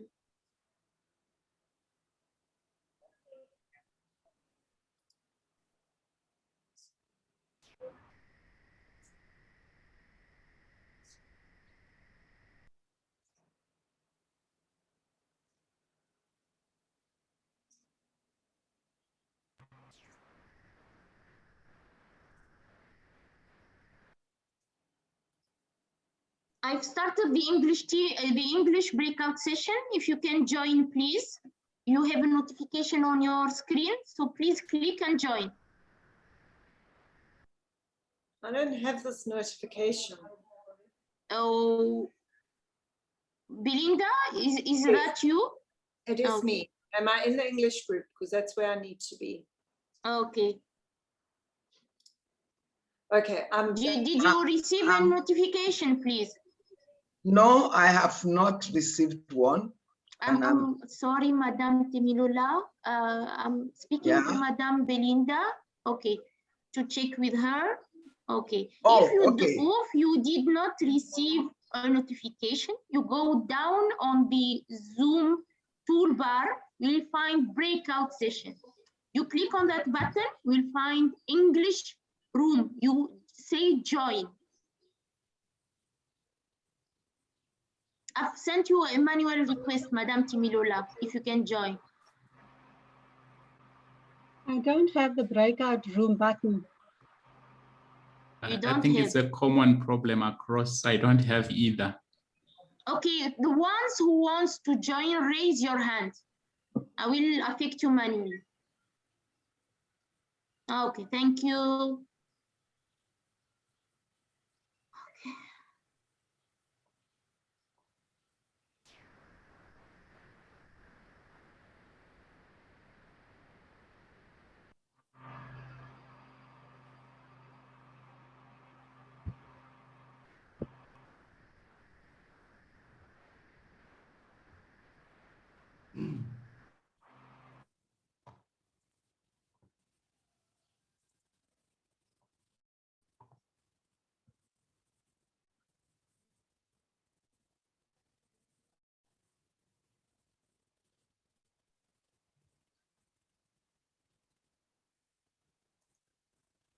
Please help. How do I join the breakout session? You raise your hand. I'm affecting people manually, madam. Thank you very much.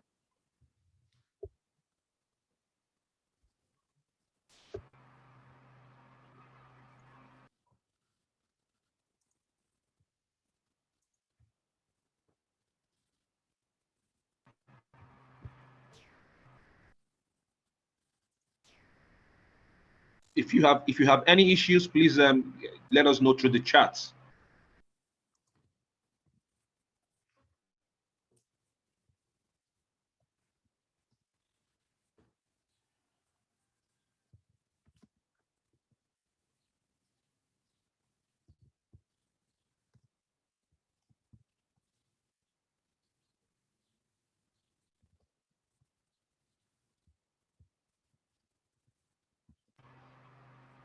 Hello?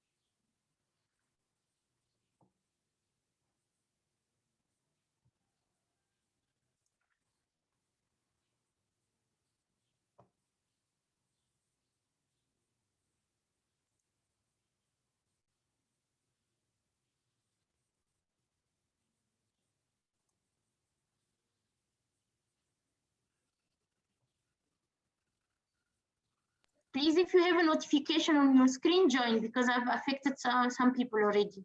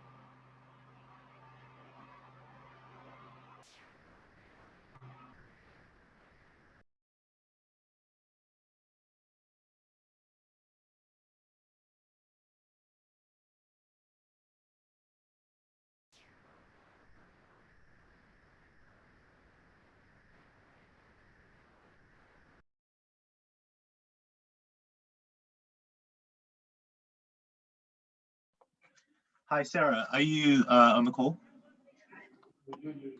Hi, Fadi. Yes, I am. Right. Okay. Maybe you can start because Belinda started in the English room. Oh, okay, great. I'll just share my screen.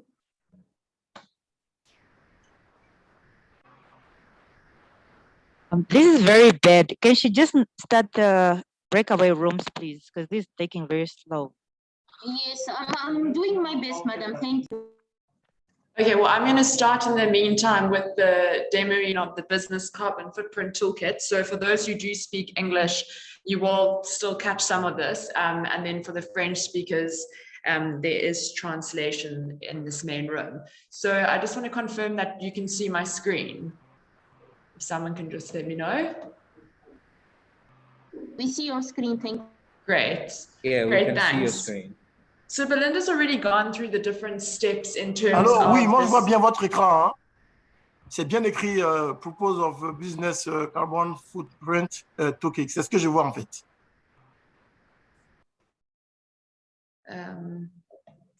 Okay, I'm not sure. Vous m'entendez? Donc, juste continuer comme ça. Oui, oui, on voit, monsieur. Allez-y, merci. Okay, can I continue? Please go ahead. Okay, great. So Belinda's already focused on what the toolkit entails. So I don't want to go into too much detail on this landing page, just given the time we have left. But just to say that these toolkits are being developed as online apps, which will make them far easier to use than the Excel versions. So these are quite detailed, but on the app versions, they're a lot simpler and they're busy being developed at the moment. So like the climate risk opportunity toolkit, there's a glossary with some key terminology, which is important given that not all SMEs know what GHG emissions are, or things like a carbon footprint. So it just gives them an overview of that as well as the importance. So it's a sort of a follow on from the toolkit, but as Belinda said, it can also stand alone. So the first step is really to establish the business's baseline. So for example, I'm going to use the example of a small agriculture company that produces food. So they farm food and then they store it in cooling facilities and then distribute it. So we'll use that as the example for the meantime. But basically what the SME will do is they'll select the time period that they are reporting on. So there's a little drop down, and I'm going to try zoom in as much as possible. I realize this will be small on your screens. So they select whether it's year 1, 2, or month 1, 2, etc. So here we're going to select time period 1 because we're trying to establish what emissions the business actually emits as it is operating. So the first thing you can see from this is there is different energy and fuel types, okay? And then we have electricity. So electricity we put in scope 2, which is separate to these direct emissions that the business emits. So we have coal, natural gas, diesel, petrol or gasoline, paraffin, kerosene, and liquid petroleum gas. So essentially what the business will do, and in this instance, the agriculture company, they will look and see what energy or fuel types they use in their business, and then they will fill in the correct information. So for example, in this business, they use diesel to power their generators for the pumps and to water their crops and all of that. So you select, they would select then what they're using it for. So we'll say fuel combustion, and then they're writing a little description. So they use it for generators, powering the generating plants. And what are you measuring it in?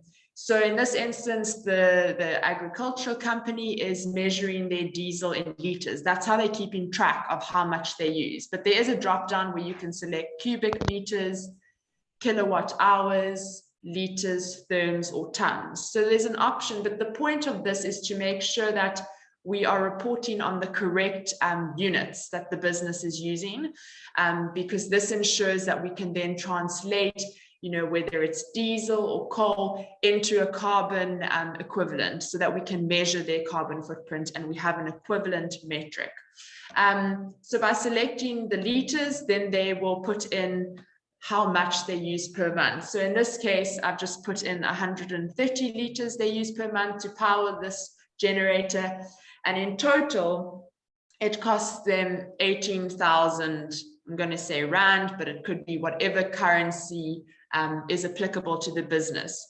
So just a note on that, we've not put in a set currency for this toolkit, given that it needs to be applied for different companies in different countries. And so we just work in units. So just by filling in that information, the toolkit then automatically calculates the GHG emissions. So from using diesel for the generators in liters and 130 liters of that, that's then equivalent to 339.51 as kilograms in carbon dioxide equivalent. So I just want to, that's the one aspect that the business uses. The business then also uses petrol, gasoline. And we're going to select what they use it for. They use it for company vehicles to transport the goods, their fresh produce to their different suppliers and distributors. And they also use petrol and gasoline for heating and cooling, although that's also a function of the diesel. So once again, petrol, they measure this in liters because when they fill up their car, that's what they're putting in, a number of liters. And I just put here, they use 100 liters per month, which equals, it's about 1 rand per liter. So we end up at about 1,000 rand here. And once again, then that automatically calculates the kilogram of carbon dioxide equivalent. And at the bottom, then it will total the total cost as well as the total emissions for scope 1 emissions. Before I move on, I just want to quickly take you through, I didn't do this in the beginning, the data requirements. And basically the data requirements are to help SMEs keep track of their data so that they can complete this toolkit. So for example, we have the different energy or fuel sources listed, as well as where they could find that information. So for example, with our petrol, gasoline, they can find that information from invoices or receipts where they purchased that, for example. And so that's just sort of gives them an idea also of the emissions, how we group emissions into scope 1 or scope 2, with scope 1 being direct emissions, where fuel is actually burning directly, or scope 2 emissions where it's indirect, like using electricity that you get from, the grid that you don't have direct control over. So that just gives SMEs an idea of that.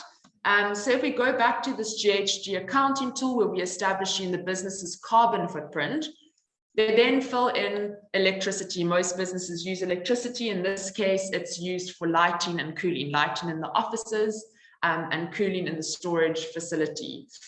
So then once again, they can select, and they can select up to 3 options as to what they use it for. So we have here lighting, and they select cooling. Once again, with a little description so that if I'm an investor looking at this, I can understand what exactly this is used for. And electricity is measured in kilowatt hours. So that's pretty standard. Once again, they fill in how much they use per month in kilowatt hours. And what's also important here is, given that electricity varies in terms of how much carbon dioxide it emits from country to country, it's important that SMEs then select what country they are in, because that will give us a more accurate emission factor. And what the emission factor does is it converts whatever electricity the burning of coal is into a carbon dioxide equivalent once again, so we can measure and we can compare the different fuel sources and how much carbon dioxide they emit. So this is really important to get a more accurate estimation of the emissions that the business is emitting. And so there we can see their total emissions once again with the cost. So at the end here, they can get a nice idea of what their business is emitting in terms of carbon dioxide, as well as the approximate costs that they are spending for these fuel or energy types. This assumptions button, if you go to the assumptions and you want more detail into where are we getting the emission factors from, how are we measuring things, this tab then gives you all of that information. So you can see here we have, once again, the different fuel or energy sources listed, as well as their units, and then the units correspond to the emission factor we use to convert the different fuel energy sources into the carbon dioxide equivalent, so that we can get an accurate measure. And it does the same for our alternate energy sources too. So I'm just going to go back then.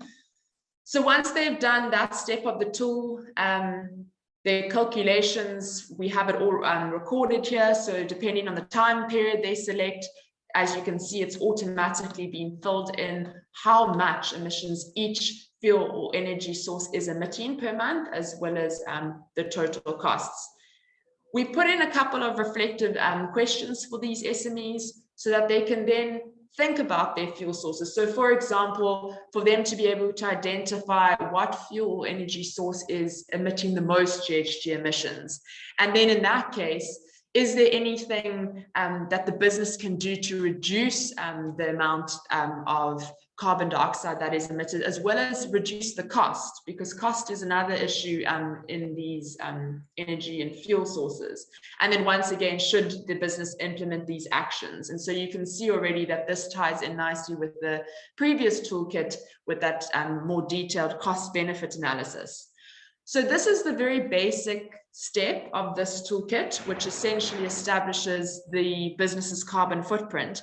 But then we have two additional steps: the energy emission reduction step, as well as the fuel reduction step, which we'll get to after this. And the point of these steps is to help the business see how, if they had to implement an alternative energy source, so over here we have solar panels and LED light bulbs, how much the business could not only save, but how much GHG emissions they could reduce. And so this is a very tangible way for the business to see whether or not it's worth it. So once again, I filled this out already just for time, but in the solar panel example, you'll see here we have a business as usual scenario. So what electricity they're consuming per month, the cost of that, etc., so that you get a baseline of how much electricity the business is using. Then what we do is we have the alternative clean energy source, which is of course the solar panels. And this requires a bit of research from the business, because they need to be able to, solar panel units vary by size, and they obviously vary then in the megawatt hours they tend to produce per year based on different factors such as sunlight or how it's, the technology, the type of technology, etc. So in this example, we've said that the generating capacity of this solar panel unit is 6.24. And so they fill it in, whatever it is. So they'll have to do some research across the years, and it can be changed from year to year if they decide to upgrade technology, for example. And then they also need to do a bit of research and figure out how much the solar panel unit will cost, as well as the maintenance costs thereafter, because while it will be a once-off installation cost with the unit, afterwards it won't be as expensive in the coming years, but there are maintenance costs required for solar panel units. And so as you can see here, we put in an initial cost with installment of 105,000 Rand, and then the maintenance costs for the following years of 5,250. Once again, we have the same, we've just assumed that the maintenance costs remain the same. However, these can change and vary from year to year, and so the business can then adapt it accordingly. But basically what it shows us is that in year one, and I'm just going to zoom in there, based on the calculations of the GHG emissions, we can see that in year one, the business has not saved costs. They actually lost money because of the massive price of the solar panel unit or technology. But thereafter, they actually save money. And if you do the maths, by year 6, the business then starts actually saving money in real terms, because then they've covered the cost of that initial investment. So that's the solar panel example, which will help businesses figure out if they may perhaps want to implement an energy reducing technology. Is it worth it, and is it feasible for them, for their business and the costs? The next one is probably the more feasible option and a more affordable option, which is the LED light bulbs. And so once again, we have this business as usual scenario, as well as the proposed alternative, which is the LED light bulbs. So the business needs to then fill in some key information, such as how many light bulbs are in use, what is the total wattage of those existing light bulbs in the office, how long are the light bulbs on per day, and how many days do they work, how many days in the working week. And then that, just by filling in that key information, as well as the cost of electricity per kilowatt hour, so depending on the country you're in, the SME will fill in that cost. So as you can see, all the yellow bits are where the SME needs to fill in the information. The rest then is automatically calculated to calculate the total watts used per year, the average per year, as well as then the tons of carbon dioxide. So once again, where you see this business as usual, the SME will select their respective country, and that ensures that the emission factor is correct for the electricity in use, and it can calculate most accurately the total carbon, the total emissions produced by the business. And it also takes into account the cost. So then we just repeat the step for these LED light bulbs. So if the business decides that they're going to then install these LED light bulbs, it'll pretty much be the same number of light bulbs. The total wattage will differ because there are LEDs, so it's less, but the hours per day and days per working week should remain the same. What will also differ is the cost of the LED light bulbs. We've not necessarily put that in there. We've rather focused on the savings and the costs of electricity. So really a focus on the electricity, and it also automatically calculates. So from what we can see here, this is looking at LED bulbs. We can see that this saves the business money from the get-go. It reduces the amount of GHG emissions produced, and it saves the business an approximately 915 Rand just on electricity used from light bulbs.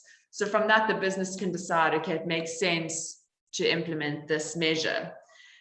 Then what we've done is we've also got a further step which automatically calculates the cumulative effect of installing solar panels and LED bulbs.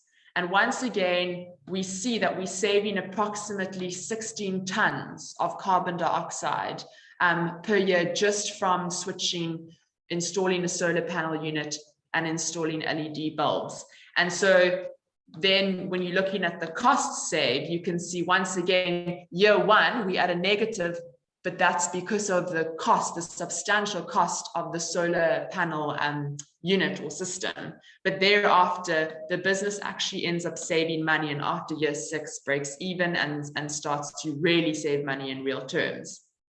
So that's essentially the emission reduction step, which can help businesses really think through these alternative energy options. We have also added in a possible CR savings. So if a business wants to perhaps sell their tons of carbon dioxide that they've ended up saving and that they're no longer emitting on the market, they can put in what a cost, or because this obviously changes if you want to sell tons of carbon dioxide. So I just put in 50, where there'd be $50 or whatever currency it is, and then that is times by the total emissions that are saved. So they can make an extra profit of, say, 801 Rand by selling off their extra tons of carbon dioxide. I realize we have 5 more minutes left, so I'm quickly going to go to the fuel reduction section, which also builds off of the baseline. And in the fuel reduction, this is probably a bit more simple to use for businesses, given that, I mean, in our business case with the agriculture company where they were using diesel and petrol, they input the same info that they were inputting to calculate their baseline. So once again, we have the business as usual case. So they select whether it's coal, natural gas, diesel, petrol, etc. So they're going to select diesel and the unit, which is liters. And there you'll see the emissions factor comes up 4 liters. If we had to change it to tons, the emission factor there would change. So you can see how that works. So this then, once again, the usage per year, the cost per unit, so per liter of diesel, calculates the total emissions. And you do the same with petrol if you're using it. So you have various options. You can input as many as you need to. This will then calculate the cumulative emissions in a business as usual versus the cumulative costs. So that's our total costs and total emissions. And then it takes you to, the business can then decide, okay, I want to actually switch from diesel to a greener fuel source. And there is a tab in your baseline GHG accounting tool, and I'm just going to quickly go there for green substitutes, where you can see we put in some information on alternative substitutes. So for diesel, we have e-fuels or biodiesel, which businesses can use, and we have an estimated cost because obviously it differs from country to country. So just going back then to the fuel reduction, they can then select. So this business goes, okay, I'm going to actually do biofuel. So you have the option of biofuel, biomass, or biogas. And under biofuel, there's bioethanol, biodiesel, or biomethane. We're going to select biodiesel. Once again, we're measuring this in liters. And so that makes the emission factor correct. You input the usage per year, which probably won't change much from the liters of diesel. You're using pretty much the same. The cost per unit will differ. And so the SME must then input that. And once again, there's options to input multiple greener alternative fuel sources. And we see here that from a greener fuel source, our emissions over here, these are our total emissions from this greener fuel source, because it still does emit emissions, and our total costs. And then the net emissions and net costs are calculated by taking your business as usual fuels and your greener fuels and minusing, subtracting from the others, so that you can get how much are you saving in terms of emissions, how much emissions are you now not producing, and how much costs are you saving. So we can see here that we are producing significantly less emissions, carbon dioxide equivalent in kilograms, and our costs are substantially, we're saving a lot of costs here. And once again, we have the carbon credit system where if you want to sell off our net emissions, which is the 3,815, we can do that, and we can make some money off of that. So we have 1 minute left. So I just want to quickly, I've taken you through the assumptions and our green substitutes, the electricity emission specific factors for different countries. So this is the data we used in the tool. And then we have reporting. So this is important, and the online version of this toolkit really compiles the reports really nicely in a very simple to use and read manner. And so that will be exciting when that's up and running. But this will then eventually help SMEs to report from year one, their baseline, and see how they improve over time as they implement greener fuels and more energy efficient technology. So yes, thank you. I think that's it. I think the English group has joined us again.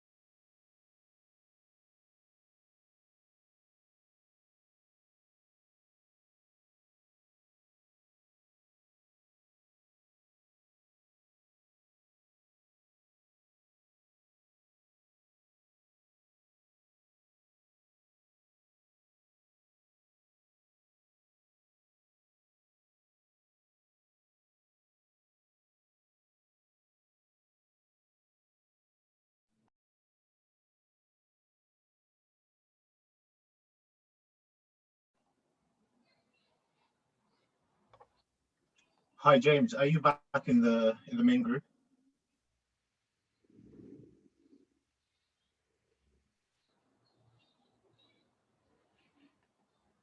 Yes, he's back, but his microphone is muted. Thank you.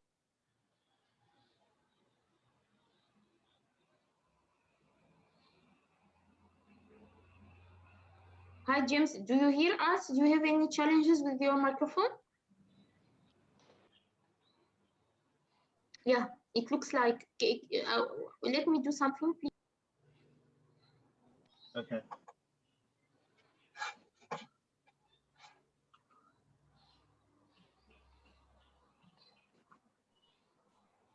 James just complained that he's been trying to unmute himself. I also have just admitted him back to the room. James, are you Yes, there? correct. James, is everything okay? Hello?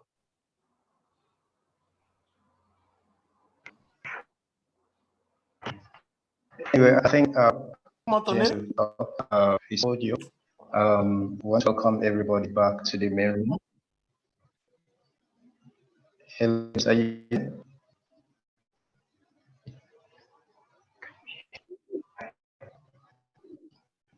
All right, sorry, I thought it's James. But I think this session is to entertain some of the questions.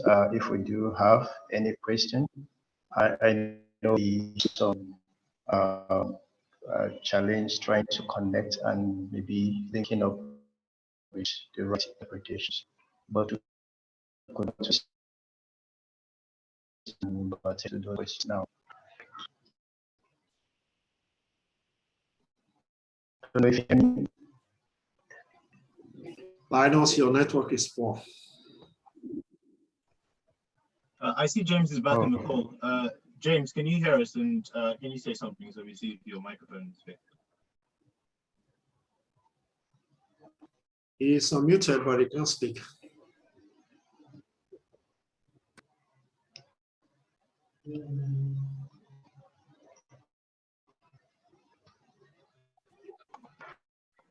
Okay, maybe someone else from the Natural Capital team can continue with the moderation. I think we've had a few questions in the chat box, so we can move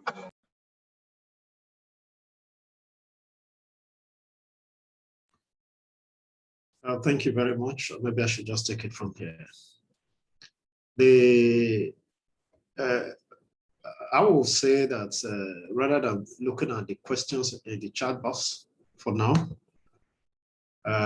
do we want to talk on the demonstration?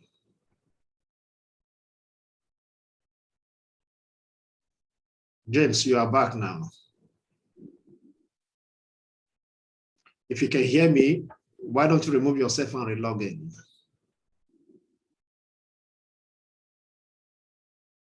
So participants, our distinguished participant, what I suggest is based on the demonstration you just saw,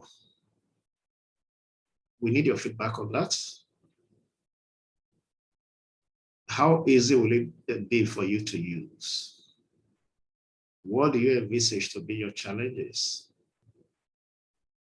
What are the beautiful aspects of the tools you just saw?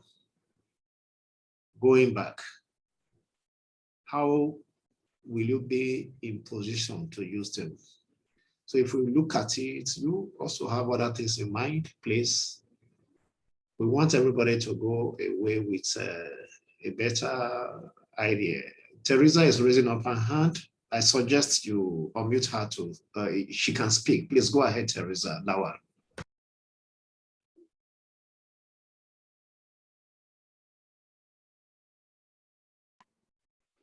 Okay, good afternoon, everyone. This basically is a very interesting session. For me, I think it's a tool that's really very welcome at this point in time, because it really brings home a lot of what we've been saying. Because then you get to see on paper, you know, the actual savings in terms of the emissions, and also in terms of the costs, you know, that your operational costs. I guess my question was, so something came up and I see that there's the opportunity to probably exchange. So there's like a carbon credit exchange, which I think I've always been looking at. I think is interesting because at the end of the day, most people are looking at, you know, it translates to what they get at the end of the day. So what returns to them. So I guess I wanted to know, so there's a carbon credit. So we're going to be telling, you know, our PFIs or, you know, the MSMEs that at the end of the day, there's a credit to you, there's some savings to you, and this can be exchanged in an organized market. I guess what I wanted to know is how, I mean, I hear about it, but is it very, are the credits very easily exchanged and things like that? Like how is it very easily operationalized? So can anybody just more or less key into that market, or it has to go through all the things that would need to know? So if we're putting something on the table, I would like to get a bit of clarity so we have, you know, we're able to give more informed feedback, you know, basically. So for me, that's my comment. But other than that, it's a great tool. I think it's going to be easy to use, and I think it will make a lot of difference. Thank you.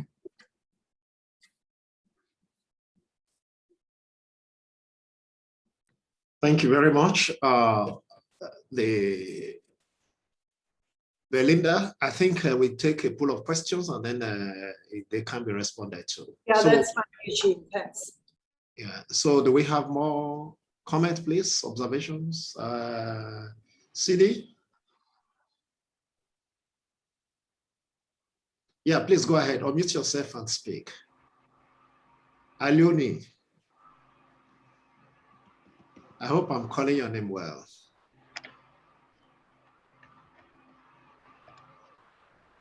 Go ahead.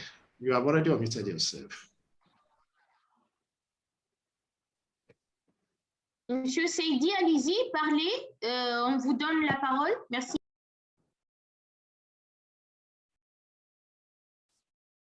Yeah, speak if you can. You want to speak in French. Speak in French. It will be interpreted by the interpreters. Okay, Sirach. Hi, can you hear me? Yes, very well. Thanks. My name is Chirag Bata. I'm from the International Livestock Research Institute in Nairobi. I just want to ask the Belinda. First, thanks for the nice presentation, and it's really a nice tool. But I want to understand also. She was like demonstrating the agriculture example, but you might know that livestock also contributes about 15% of the greenhouse. So if I'm a livestock, if I'm in a livestock business, for example, and then if I do some climate adaptation or mitigation interventions to reduce carbon emission, does this tool also account the intervention that I do? Does it calculate, like, for example, if I shift to a climate-friendly feed, for example, that will reduce the the carbon emission? Does it have, such kind of consideration in the tool? It looks like more focusing on the equipments, and then like I've seen, you have the fixed assets rather than also on the input side. It just need more clarification on this. Thanks. Thank you. Belinda, I hope you took note of that point. Then, Alione, you want to speak now? Alione? Oui, oui, merci bien. Je suis Alioune Seydi. Je suis le responsable suivi et évaluation au niveau de la Banque agricole. Félicitations pour cet outil que je trouve très intéressant et que je trouve que ça vient à point nommé, parce que c'est un élément qui nous manquait beaucoup dans toutes nos expériences et les projets et activités. Il nous manquait cette possibilité de pouvoir déterminer un peu quelle est la quantité de CO2 évitée Et ça, je trouve ça très intéressant. Maintenant, ma question, c'est que lorsqu'on déroulait les hypothèses de l'outil ou bien les outils de paramétrage pour les pays qui sont listés, j'ai cru voir à un moment donné que le Sénégal ne figurait pas sur la liste. Est-ce que si on travaille sur l'outil et que le pays ne figure pas sur la liste des pays qui ont été choisis pour faire le paramétrage, est-ce que cela constitue un biais important dans les résultats que nous allons obtenir? Merci bien.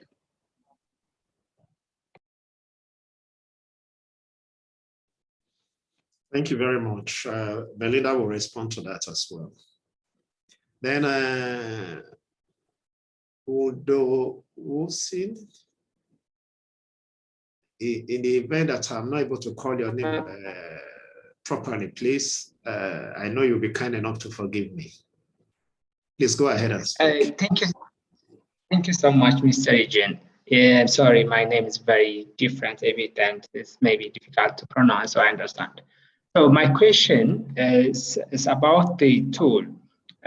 Just let me start off by saying that actually I had an issue to listen to the entire presentation, but seeing from the screen, I found it very useful and really important to inform, especially the countries' indices in terms of actually calculating our respective countries' emission and also some intervention related to that, especially around the monitoring, evaluation, and evidence to track our emission, I could say. So my question is like maybe simple. So can we actually access this tool broadly from ADB website or from elsewhere and applicably available freely for other countries or individuals to use it? And the second question, can we run some analysis, like for example, to understand the emission, for example, behavior over time? Like for example, we have the tool currently used by, I think, the UK BIs, and that sorry, can I mute yourself, please? So we can do, like, for example, do some simulation on that. So this tool also can do that. Just curious about that. I thought like doing some analysis in this area would be also useful. And the other thing, so the availability of data. So data is an issue in many countries in Africa, I assume. And so like some of the data, do you think like available at both central or national level and also sub-national level or regional level, I could say. So any additional information around this would be really helpful, and to understand, of course, the tools better. So thank you. Over. Thank you. I think for now, let's give responses to these few questions that have been asked, and then we move forward. Just to quickly say that the first one talked about the carbon issue. Is it possible to use this tool with a view to any carbon credit?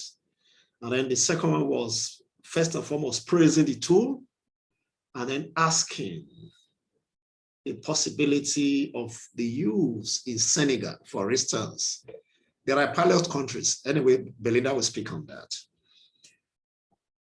And then I also remember she talked about the drop-down regarding countries. And then the last one was talking about if the tools can be accessed. I remember, Sirac, you had asked this question on the chat box and it was responded to.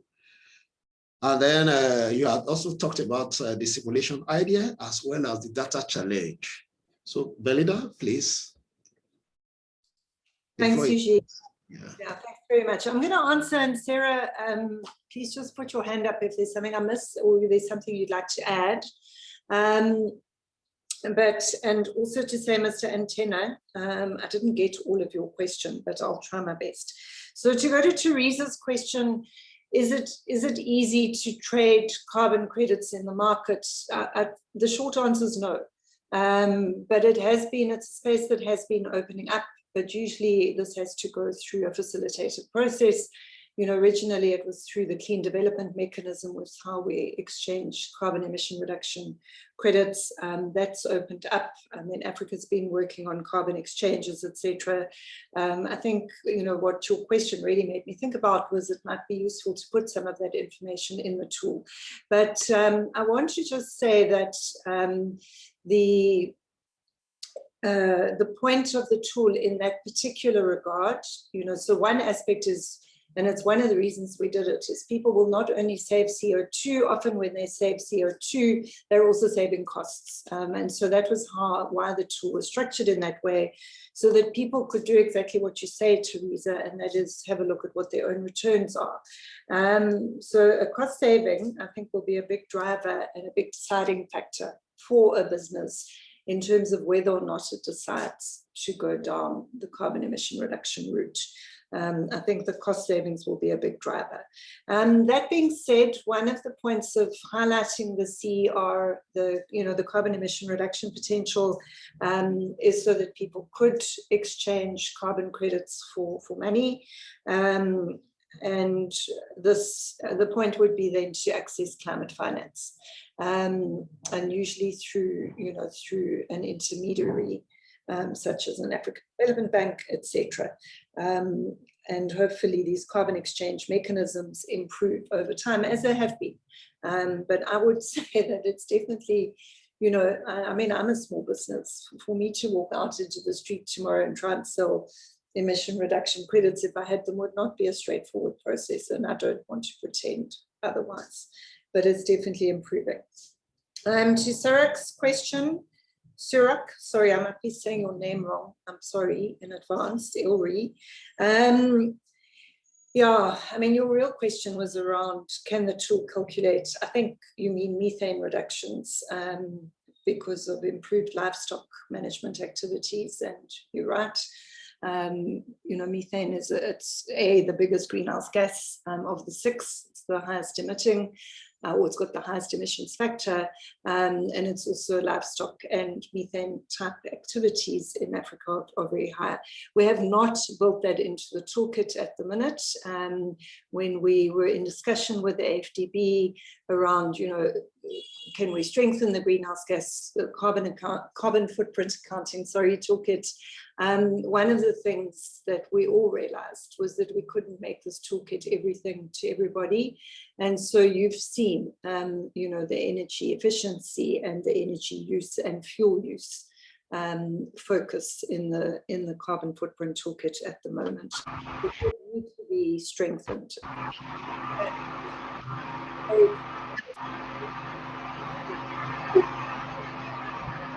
James, would you mute yourself, please? Thank you, Eugene.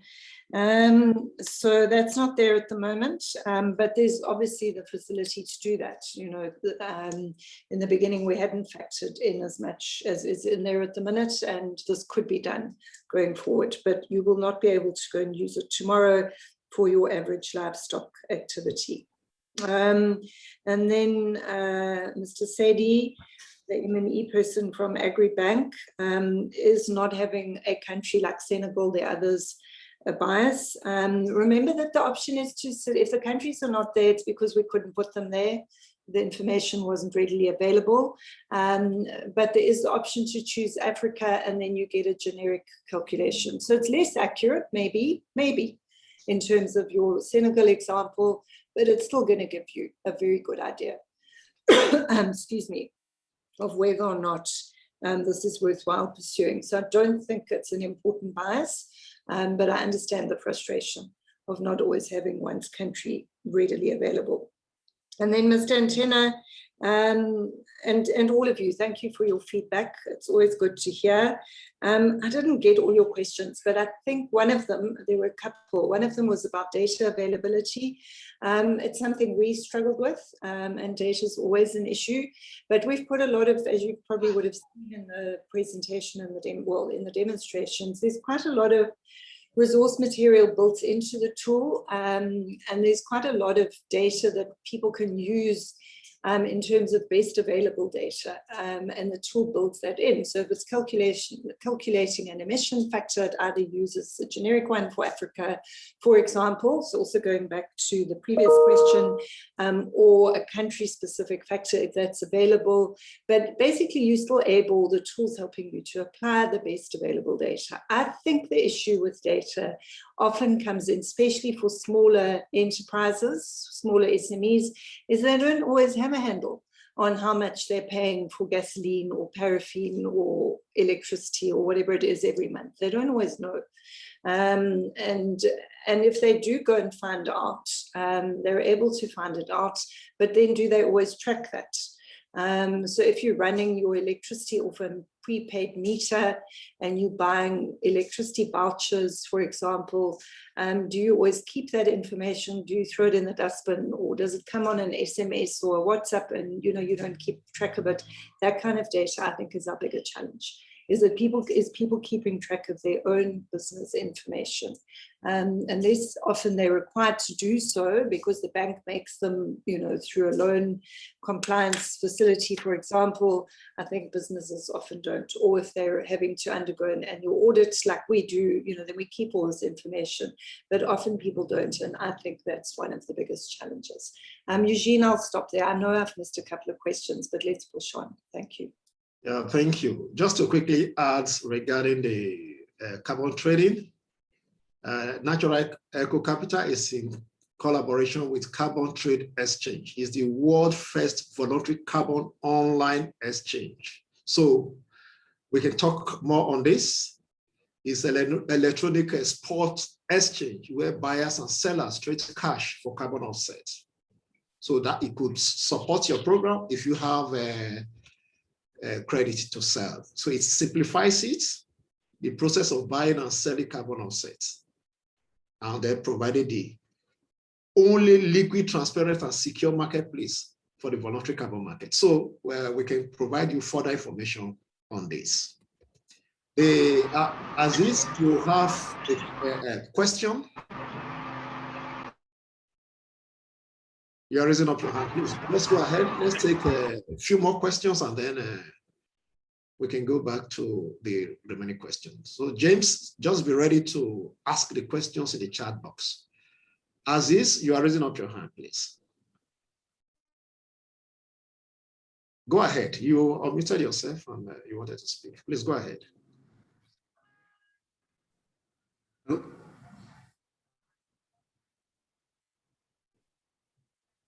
Reginald?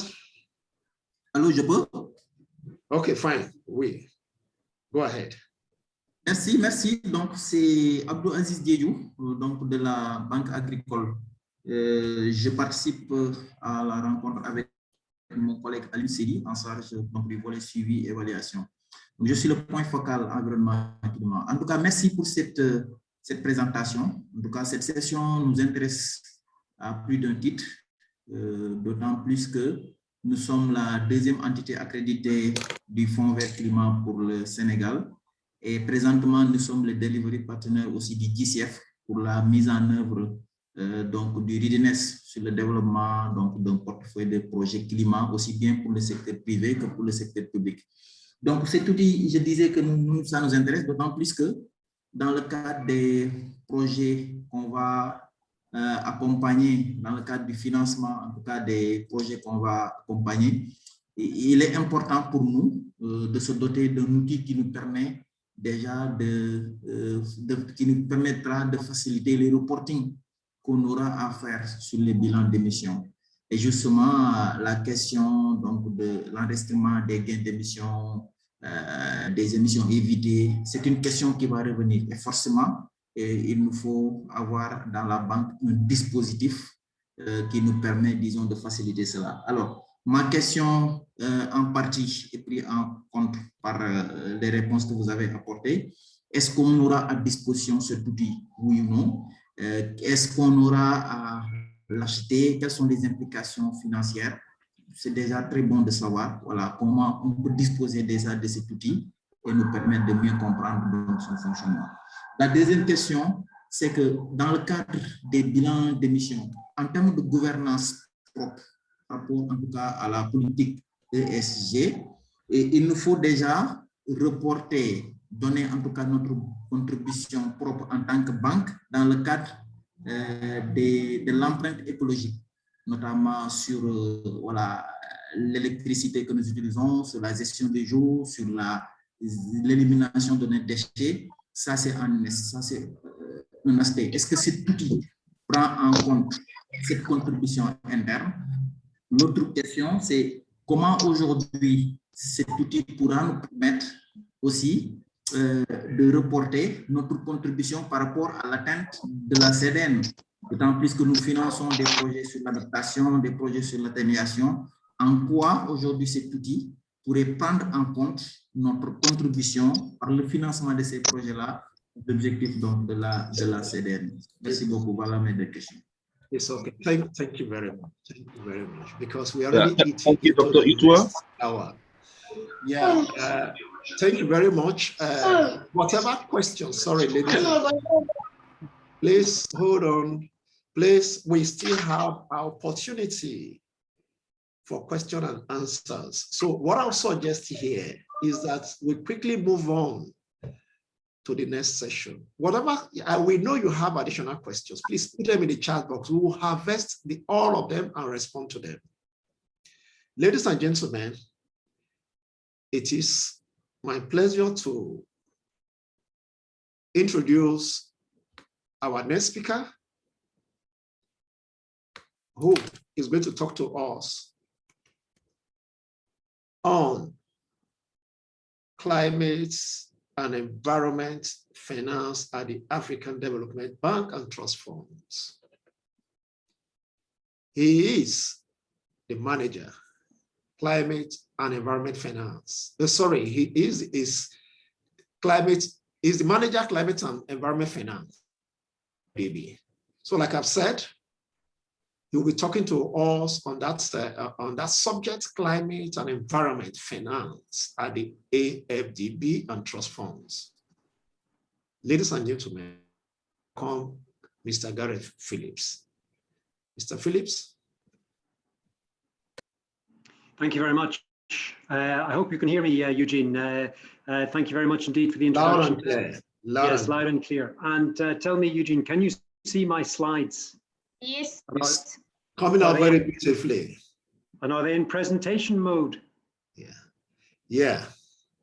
Not yet. You are not on presentation mode, yes. Okay, let me try that. I never know whether I'm going to get presentation mode or not. Okay, click. Okay. Okay, are they presentation mode now? Beautiful, yes. Yes, but you go, sir, to display settings on top where you have the notes and you say swap, because we see this screen with the notes. Okay, where do I get the swap? It's you see the option display settings, and the first one is swap on top where you put the mouse. Exactly, you click there and swap. Okay, nice. Perfect. Thank you very much, Dorsa. Great to have your help. Good, ladies and gentlemen, thank you very much for inviting me to present today, and welcome to the event. I hope it's going well. So my name is Gareth Phillips. I'm the manager of climate and environmental finance at the African Development Bank, and I've got 20 minutes and I've got 25 slides. So what I'm going to do is skip through the slides. Some I'm not going to talk about. But the slides will be available to you afterwards to look at in a little bit more detail if you want to know more. And we're always happy to take further questions from you. So start off with an overview of the funds that the African Development Bank accesses. And this splits into two different categories, the bank's own trust funds and external funds. So let's look at the right-hand side of the graphic, first of all, where we have 4 external funds: the Green Climate Fund, the Climate Investment Funds, the GEF, and the Adaptation Fund. So these are external funds that the bank is accredited to access. And these are the places where we get fairly large amounts of money, in theory, to support typically concessional activities. We co-finance the bank's lending activities and so on. I'll not talk an awful lot about these funds because I suspect some of you may be a little bit familiar, but I'm happy to take questions with you. But the one thing I do want to point out is that the adaptation fund on the right-hand side, I've shaded that out because the African Development Bank, like many of the other MDBs, has problems accessing the adaptation fund. They are entirely unwilling to enter into any negotiations on their grant agreement, and the legal language is impossible for the MDBs to accept. And so actually, if you look into it, you'll see that none of the MDBs, except for the World Bank, have managed to mobilize any funds from the adaptation fund. But we all keep it there because if you're accredited to the adaptation fund, then you get a fast track accreditation for the Green Climate Fund. And so we have to maintain both of those to facilitate access to the Green Climate Fund. So not much more to say on the adaptation fund, and I'll speak briefly on the other funds as we go through. Now, on the left-hand side of the graphic, we see 5 funds that the bank is now actively managing, and these are quite exciting, and there's been some changes in these areas recently, so I'm going to talk a little bit more detail about those. So I won't list them here, but we'll come to those as we move through the slides. When we deploy funds from these different resources, there are typically 3 different activities that we recognize. On this slide and on the next slide, you'll see how the different funds contribute resources to each of these different activities. So in the public sector, we provide preparation and enabling environment support. And these are typically grants for technical assistance and capacity building. And typically these are for public sector clients. So governments and government departments. So for example, we can do capacity building, running training workshops, and so on, and we can provide grants for early feasibility studies and looking at policy options and so on, helping governments, for example, to explore whether they would want to use carbon trading as a financing activity, just on the follow-up from your last presentation there. Then the second category is project development phase. This is the preparation of project documentation. And this is often the highest risk area for project preparation because you have to invest heavily in preparing full feasibility studies, environmental impact assessments, funding proposals, and so on. And you don't know whether your project is going to get approved or not. So there's a big role for grants in this area. And sometimes we give grants, sometimes they're reimbursable grants, which means that if the project achieves financial closure, then you give the grant back, but you don't pay any interest on it. So it's like a 0 interest loan, but we tend to call them reimbursable grants.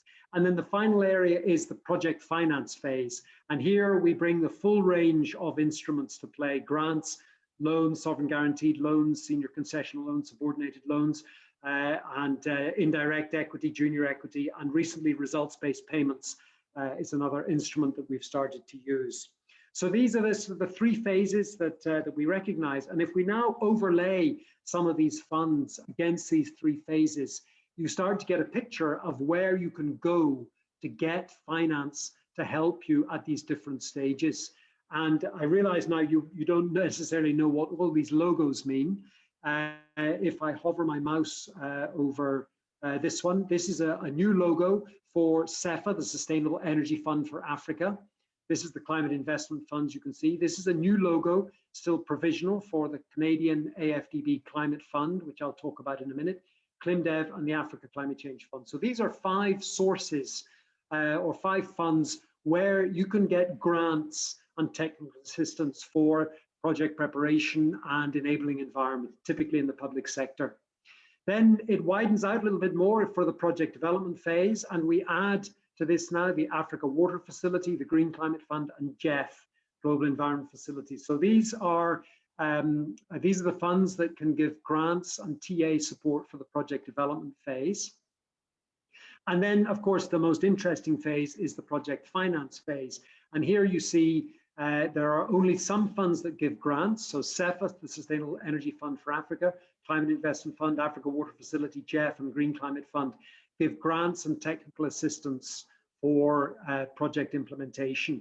And then these are the funds that give concessional debt or other instruments, so guarantees and junior equity, senior equity, and so on. And so you see, for example, the Canadian AfDB Climate Fund which gives technical assistance grants in these top 2 areas for enabling environment and project development phase. It only then gives concessional loans for project implementation. It doesn't give grants for project implementation. CEFA does both, the Green Climate Fund does both, GEF does both, and the Africa Water Facility only give grants. And it's interesting from a sort of an organization of the fund. From our point of view, if we have if we're hosting a fund, there's a big difference between the complexity of a fund that simply gives grants and a fund that needs to be able to receive reflows or repayments of grants repayments of loans. It makes it a lot more complicated. So it's just interesting to appreciate the difference between the way those different instruments are created. So let's move to the next slide, and this is about accessing our external trust funds. So typically the GCF, the GEF, and the CIF. Sorry, there's a typo on that first bullet point. So these are our 3 external funds that we access money from. And the bottom line here is that the bank needs to have a baseline project before you can access these funds. And what do I mean by that? It means that we need to have a project in our pipeline that we are going to be funding. And then we can go to these different trust funds and ask for additional funds to co-finance our activities. Now, what does that mean from your point of view? If you have a project that you think would be great for GCF, ticks all the boxes for GCF, and you come to us and say, can you help us get money from the GCF for this project? Generally, the answer is no, because your project is not going to be part of our existing pipeline or our indicative pipeline. So if you have a project like that, you need to go to our country office where that project is going to be implemented and try to get the sector, so say it's the energy sector, to try the energy sector team in the country office to get excited about your project and say, yes, this can fit into one of our existing projects, I can add this in, or this is a great idea, we can take this on as a new project. And if you can get the host country to say, yes, we want to allocate some funds to this from our ADB or ADF window, then we can start to look at accessing GCF funds for your project. But otherwise, it's virtually impossible to do that. And it's the same for the GEF and the CIF. So it's not a very encouraging story to help you access funds from these different resources. Instead, I mean, the easier place for you to go to is the direct access entities for the GCF, and to the other accredited, some of the other agencies for GEF. They can, so some of the UN agencies, for example, can help with the implementation of projects for GEF. And then the CIF is difficult because it's a much more focused fund. It doesn't mean to say it can't be done, and you know, there's large amounts of money to be accessed, but it's hard work to do those. And as I say, the most important thing is to find a baseline project that the bank has, and then see if you can add something to that or make your project idea fit into what the bank is already doing. So with that sort of brief overview of some of the how we access the external trust funds, let's look briefly at a couple of our internal trust funds. I'll skip over some of these quite quickly because they've been around for a while and I've got some more exciting things to talk about. So we have the Africa Water Facility, which, as the name suggests, is focused on providing a platform for regional and national water infrastructure. And as you saw from the earlier slide, they provide grants for enabling environment, for project development, and for project implementation, but mostly for public sector projects. I won't go through the detail on that. And this is their sort of overall integrated structure. This is basically a logical framework. I won't go into that into detail, but you can see that they have some pillars around project preparation, catalytic investment, and investment promotion, and knowledge management and partnerships, and various criteria under those. So you can look at those afterwards at your leisure. Let's talk briefly then about the Sustainable Energy Fund for Africa now. This is exciting because CEFA is now, well, we now call it CEFA 2.0 because they had a first phase, which was very successful, and they've managed to raise more funds and expand the scope of the second program. So initially, CEFA was a multi-donor facility hosted and managed by the bank, providing catalytic finance to unlock private investment in renewable energy. So they were providing grants and reimbursable grants to private sector entities to help them develop energy sector projects. And then what we were able to do was pick up some of those projects as they came through a successful feasibility study and integrate them into AfDB projects, resulting in the mobilization of finance. And so we had a very successful process of stimulating further investment into projects. And it was on the basis of that that we were able to create CEFA 2.0, which is now an expanded facility. It has a total capitalization of $274 million at the moment, and it is investing that funding in, across 3 different windows. For green base loads, so that's increasing the penetration of renewable energy, but typically where you're displacing fossil fuel energy. Also a focus on green mini grids, so that's looking at typically off-grid or mini grid that can ultimately be connected to a grid, but in remote areas, which is very exciting, and also energy efficiency. And the funds can be used for policy advisory, program design, project preparation, capacity development, and catalytic finance.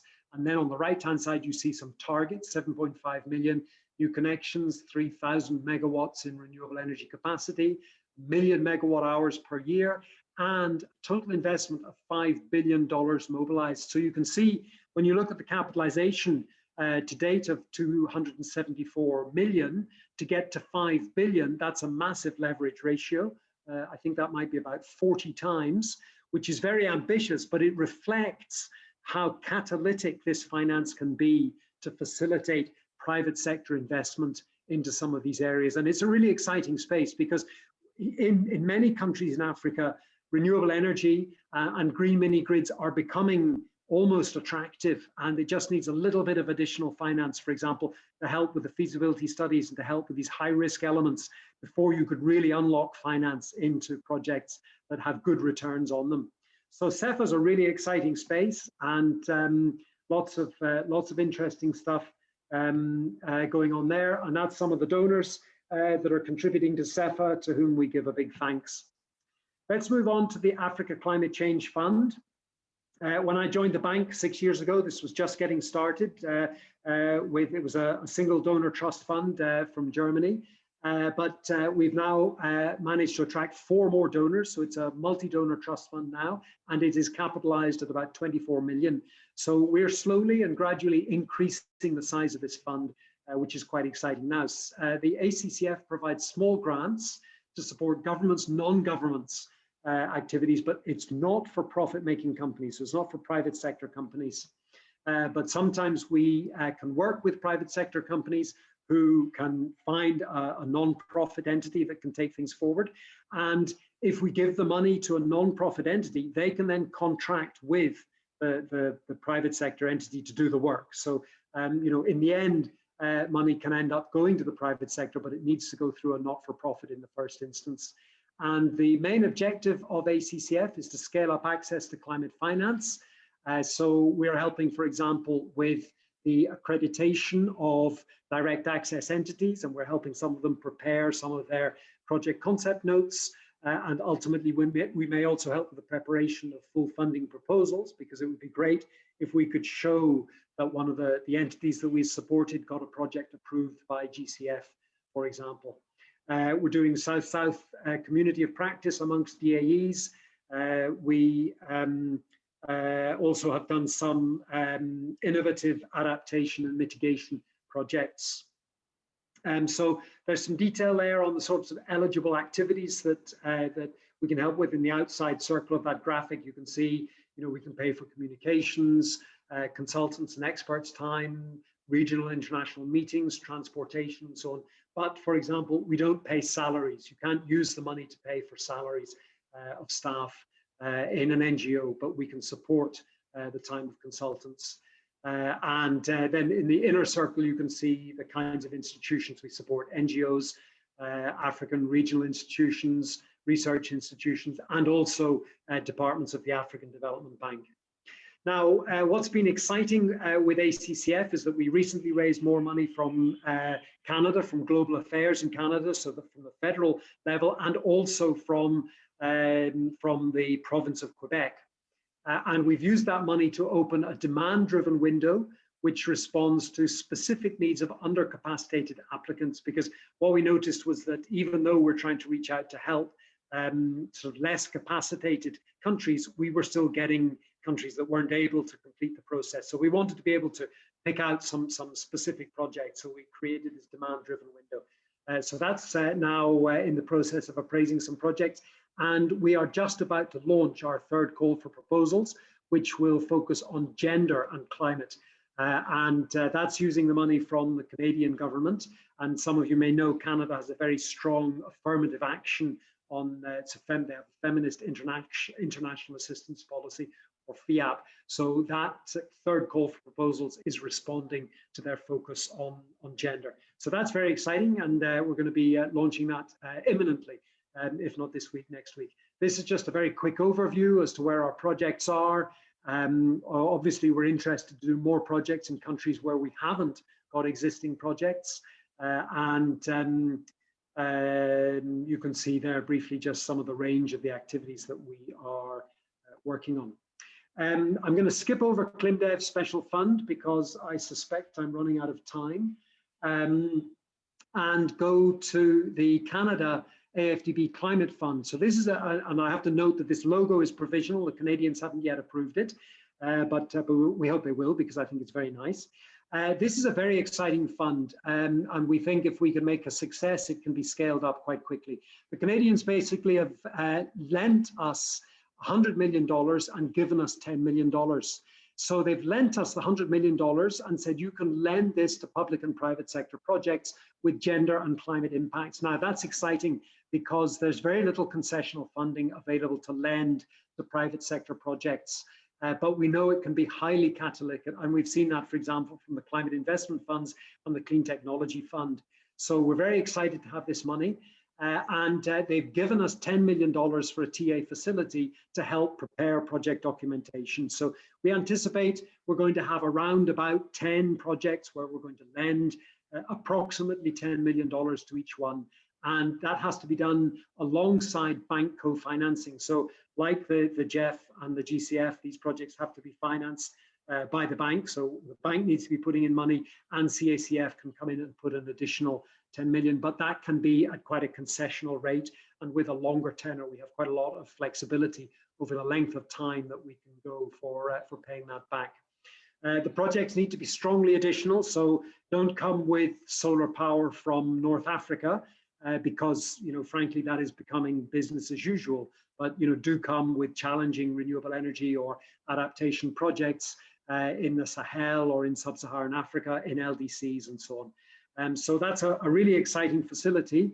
My last slide, a couple of other initiatives that we have in the pipeline. Some of you might have heard me talk about the Adaptation Benefits Fund and the Adaptation Benefits Mechanism. We want to raise a fund to help us road test that mechanism. And for those of you who are around in the carbon markets 20 years ago, you might remember the World Bank Prototype Carbon Fund, which was used to kickstart the Clean Development Mechanism. So we want to do the same kind of thing with the Adaptation Benefits Mechanism using this fund. And we're also proposing an African Adaptation Acceleration Fund to support the banks, one of the bank's most recent initiatives called the African Adaptation Acceleration Program, or AAAP, which is the result of a partnership between the bank and the Global Commission on Adaptation. And there we have a target to mobilize $25 billion for adaptation by 2025. It's very ambitious, but we hope that we can create a fund that would help us do that. And that fund will then create a lot of opportunities for investment, obviously in adaptation projects, as the name suggests. So I think that is about my time up. Eugene, let me hand back to you. I'm happy to take any questions. Thank you very much.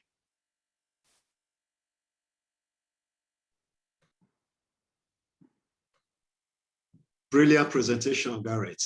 Thank you very much for that. And I believe a number of persons might be very eager to ask questions. When it comes to finance, there are always questions. So let me just check the box if there's any.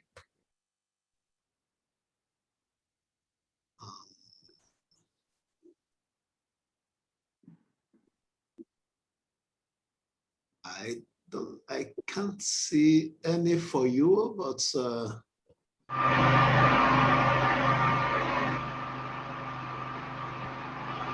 James, would you want to mute yourself, please?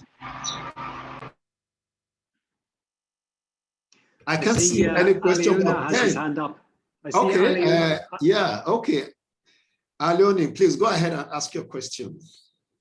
Oui, merci bien et merci à Gareth pour cette très belle et très riche présentation, particulièrement sur la disponibilité de ces différentes lignes de financement. Je crois qu'aujourd'hui, dans nos pays, c'est une problématique majeure, l'accès aux ressources financières. Et donc, moi, c'est dans ce sens-là que je vais poser ma question. Je précise que je suis de la Banque agricole. Donc, par rapport à ces fonds qui sont disponibles au niveau de la BAD, est-ce que particulièrement le Fonds africain pour le changement climatique, est-ce qu'il y a une possibilité pour des banques, des institutions financières comme les nôtres d'accéder à ces fonds pour faire du refinancement? Dans un tel cas, quelle serait la procédure et en moyenne, quels sont les taux qui sont appliqués à ces ressources si ces institutions veulent y accéder? Merci bien.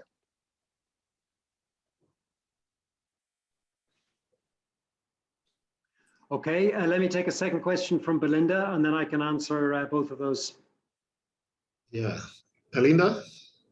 Thanks, Eugene. Thanks, Gareth. I was laughing because I was putting my hand clapping sign up. I actually meant to raise my hand, but it was a great presentation. Thank you for that. Gareth, I've been tracking the Sustainable Energy Fund, which you described as being extremely catalytic, and it is impressive. And I just wondered the extent to which it's been catalytic in pushing, so I think of the first band of funding that you were talking about, which was, I've forgotten exactly what it was called, but it was basically, base or grid-based power. So it made me think about the Renewable Energy Independent Power Producer Program in South Africa, which, kind of stops and starts, and wondered if there were any sort of catalytic investments maybe in South Africa, but I was really interested in any activities you may have been doing through that fund in pushing or promoting the REIP type model, bearing in mind that it's not, you can't replicate it as it is everywhere, but pushing that kind of model, which in many respects has been amazing, apart from politics, in other parts of Africa or in South Africa, and just leveraging that catalytic effect in that way. Thanks. Okay, let me come to those. Sorry, Gareth. Yeah. My attention has just been called to the order of proceedings. Please, okay. We need to take that of Davina.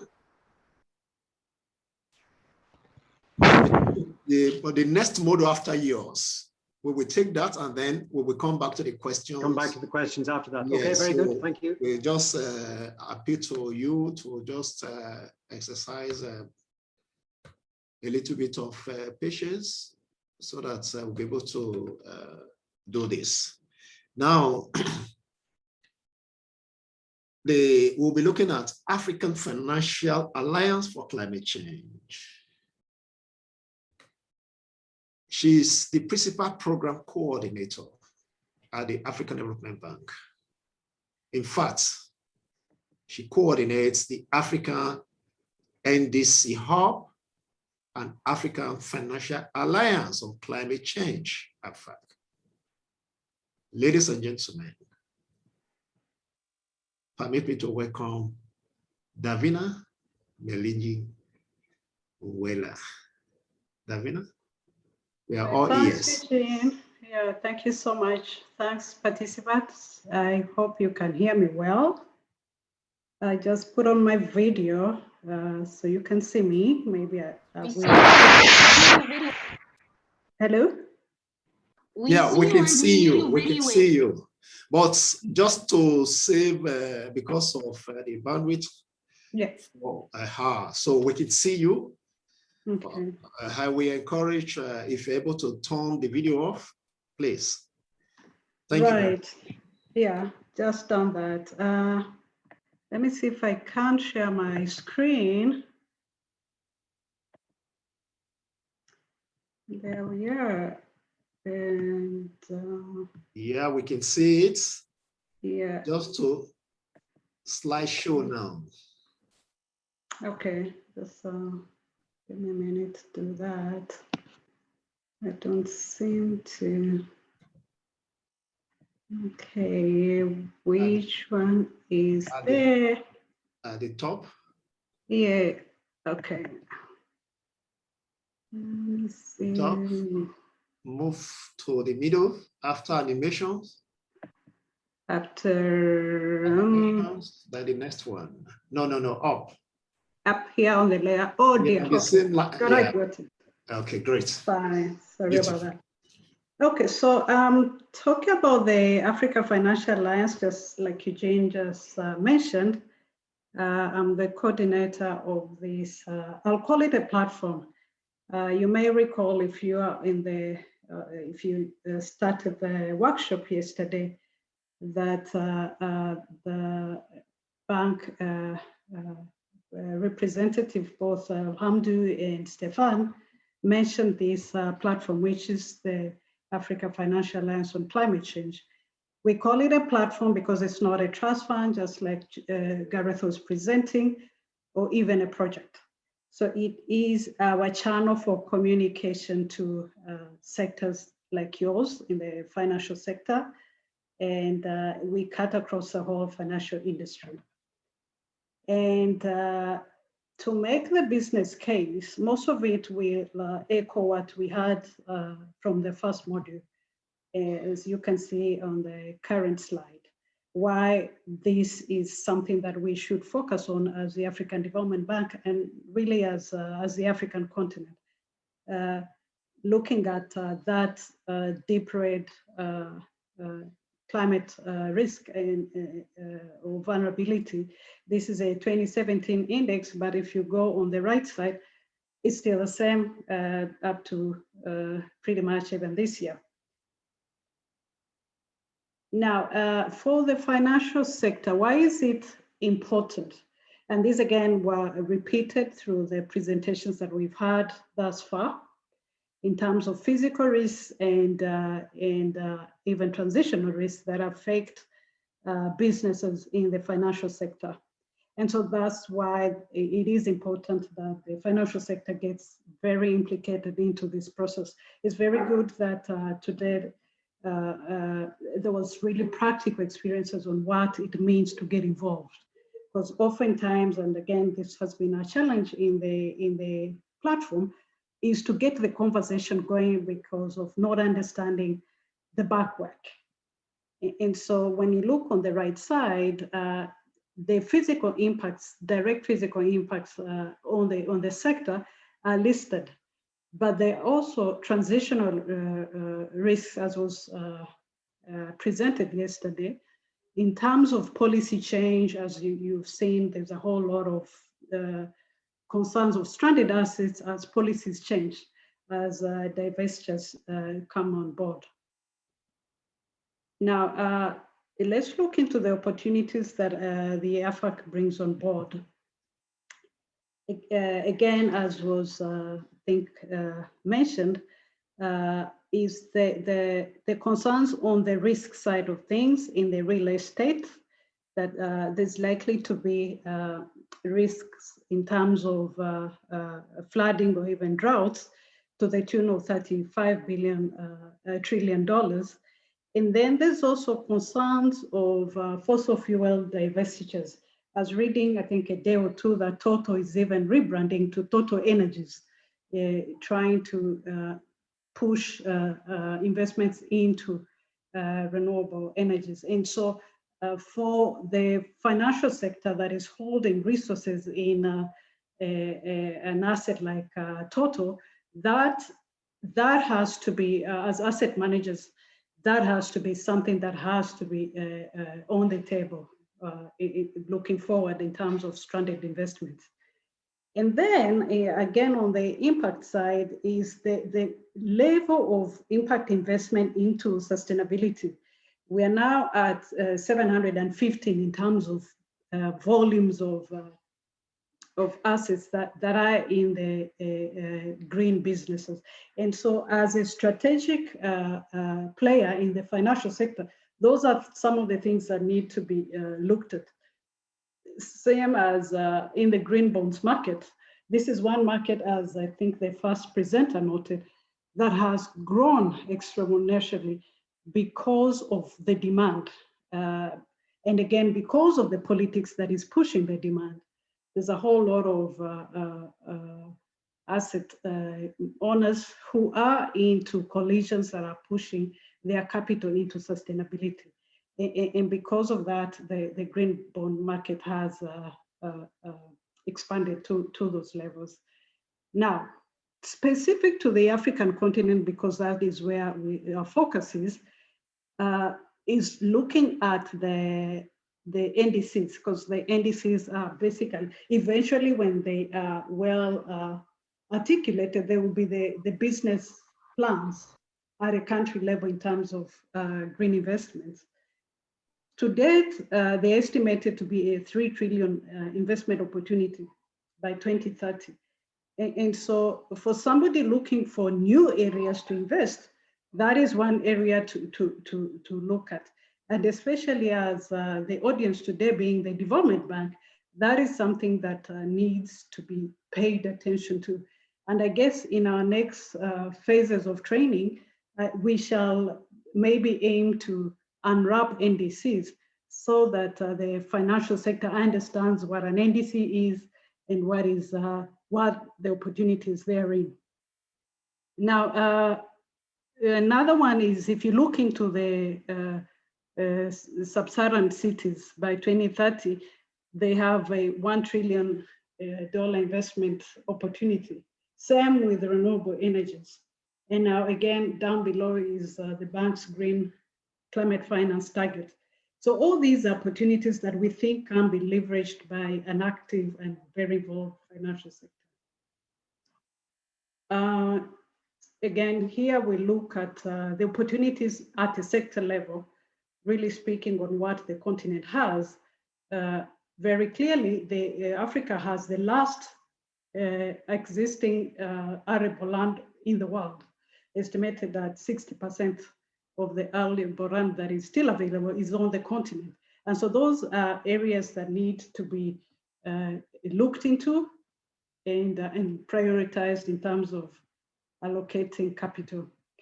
Same, this is the energy map in terms of the potential that the continent has to move into renewable assets, because there has been a whole debate on fossil fuel versus renewable coal assets. But when you look at the continent and what it has, there is a whole lot of resource that with necessary capital that can be exploited. And why are we talking about and why about this involvement of the financial industry? When you look at, I will go back to the first module again. There was talk around the climate politics. Until other continents were able to get involved into the networks that are moving the climate politics, like they say, when you're not at the table, you're in the meal. We shall definitely be in the meal, we shall be eaten. So when you look at these two on the graph that is presented, you look at the African entities that are involved in the different programs around finance and climate, you realize that we don't actually sit on the table. And that's what the Alliance aims to do, to bring out the African voice in the global forum. Now, still speaking to this lights slide, is looking at the different global networks in terms of where the capital owners are rallying in terms of creating a green awareness. And all these, for most terms, the African financial industry is not involved. And so the reason why the AFAC is creating that space so that we can have a voice to now leverage the global voice. Now, in terms of what needs to happen, both at the public sector level and the private sector level, there are different players involved or have to play a role to get the necessary action on the ground. Number one, for the financial sector is the central banks and the regulators in terms of policy and creating standards. Until the central banks can get it right, it is unlikely that all the change that has to be will happen, both through the carrot and stick policies that have to be imposed on the entire sector. The central bank has to, within its sustainability rules, to create those that enabling environment. Second is the governments. Again, the government being the parties to the UNFCCC are the architects and the owners of the NDCs, the nationally determined contributions. And in that regard, they own the processes, the priorities in terms of investment in green assets, creating the necessary regulatory framework that require or even influence flow of capital. And then the last one is institutions such as the African Development Banks and even national banks in terms of creating the necessary instruments. My colleague Gareth has just been talking about the trust funds that the bank holds, but the bank has a whole range of instruments that can be deployed to de-risk or even finance green innovations. Now, for the private sector players, we look at, and these are different industries, and we just picked out 3 of them and looking at what they bring on board. First of all, in terms of rating agencies bring on the carrot and stick and enforce change based on the ratings, because the ratings influence capital flows. Banks such as yourselves are channels of capital, and indeed your client profiles determine where your capitals or investments flow.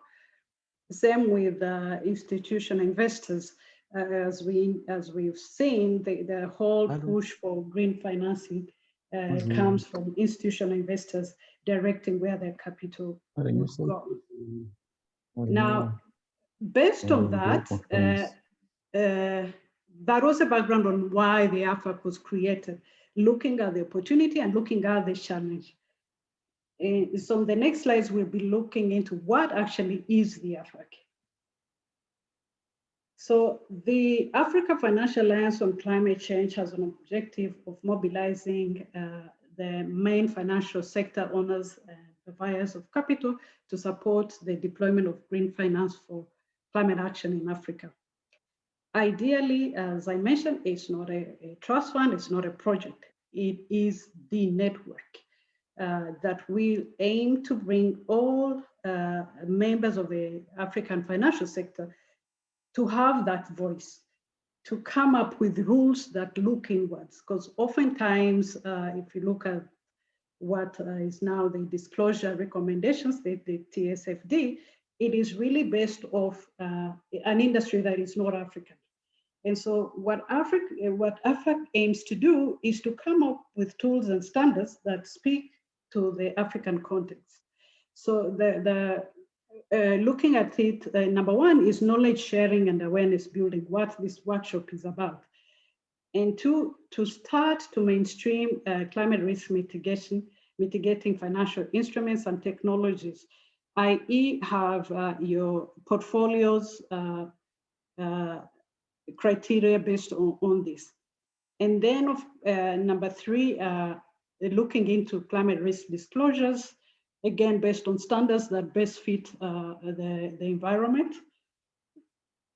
And also creating that channel of finance. Again, as many questions have been on this exchange, there's a whole lot of green, but where is the finance? And so ideally what the alliance would be is to define what those channels are and how, and even shed some light on what needs to be done to accelerate that access to climate finance. Lastly is an intention that there has to be a decarbonization index, ideally aiming at showing who's doing what, more or less a rating attribute. So when the awareness is created and the network is well established, that there will be an index, more or less a doing good index in terms of the green criteria. So membership to the alliance is voluntary. It is open to different industries. It's not by individual entities, but by either central banks or commercial banks or different industries that are there. Can apply to be members. Now, so this is a global map of what is the intention, and the drivers, as you can see, is the whole, the Paris Agreement. Sorry, Davina, if it will be, I know I will have to rush you now. Stop. I'm almost done, actually. This could be the second last slide. So I was saying that this is a map that looks into what the alliance does. I've just articulated, maybe if I go on the last bar, what it is for, that members have to commit to all these actions, and basically it's an interactive alliance. So for a member, an institution that becomes a member, they are obliged to commit to these 5 principles, and that is the only obligation they have to make. Now, in terms of benefits, I think we've articulated them well. They've been articulated from the beginning, and that's what the workshop is about. I'll end with the governance structure, which is that it has a steering committee, which is basically the chairpersons of the industry, financial industry associations, and is co-chaired by 2 leaders, one being the Minister of Finance of Rwanda, and Lord Nicholas Stein, who's the chair of the Grantham Research Institute in the UK. Again, membership is voluntary for each entity that wishes to join, as long as it's from the financial sector, and there is a contact for the Secretariat. Thank you very much. Marvelous, Davina. Thank you very much. You're welcome. Yeah. James, do you want to take it over from here?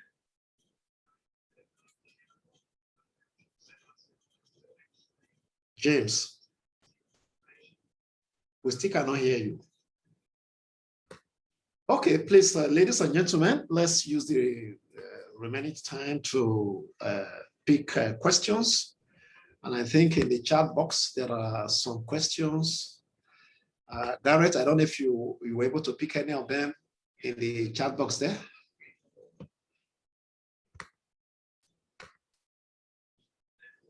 Garrett, can you hear me? Yes, I can hear you. Eugene, I haven't had a chance to read the questions. I have a couple that were asked to me, which I could answer. Maybe while I'm doing that, Davina can have a look at the what's in the chat box, and then while she answers, I can have a look. Maybe we can use our time like that. So I had 2 questions. First of all, from Alioune from Fund Agricole. So, Alian, the Africa Climate Change Fund it gives small grants, typically up to 500,000 or between 500,000 and $1 million, for typically sort of for smaller NGOs. I don't think that we would envisage providing a grant to to a fund like Fund Agricole, but as access to additional funding for a fund like yours, it might be worth talking to our financial structuring department, PIFD they're called, and you heard, I think, earlier on in the presentations from Stefan Nalatembi. He's the director of that fund, because, for example, they provide lines of credit and financial support to African financial institutions. Alternatively, or in conjunction with PIFD, we could look at applying to the Green Climate Fund to mobilize effectively a line of credit or funds to provide to you that you would on lend for particular types of activities. And when you get funds from places like the Green Climate Fund, of course, they come at concessional rates. I don't know off the top of my head what their typical concessional rates are, but they are very competitive, those concessional rates, and they have quite generous tenors and grace periods and so on that can make those attractive. So that might be the place for you to look. I think the ACCF is really for just individual one-off projects that, as I say, have a budget of somewhere between 250 and $1 million. 250 to 500 is easier. 500 to $1 million has to be approved by the Oversight Committee. And coming to Belinda's question, Belinda, I have to say I'm not familiar with the detailed operations of CEPA.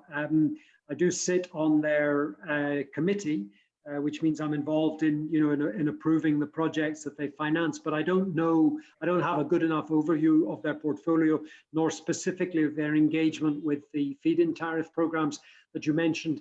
But the Green Baseload program that they're working on, I think, is very successful, and we see a lot of projects coming through that.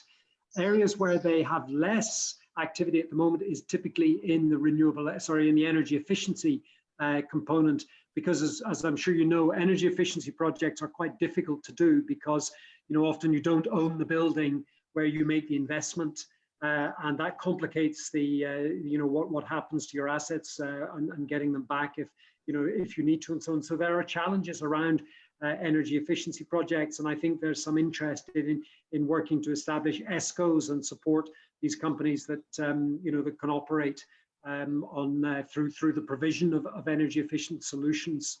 So maybe some more information could be found from their website, or if you want to continue the discussion, I can put you in touch with Goran Lima, who's one of the coordinators for that program.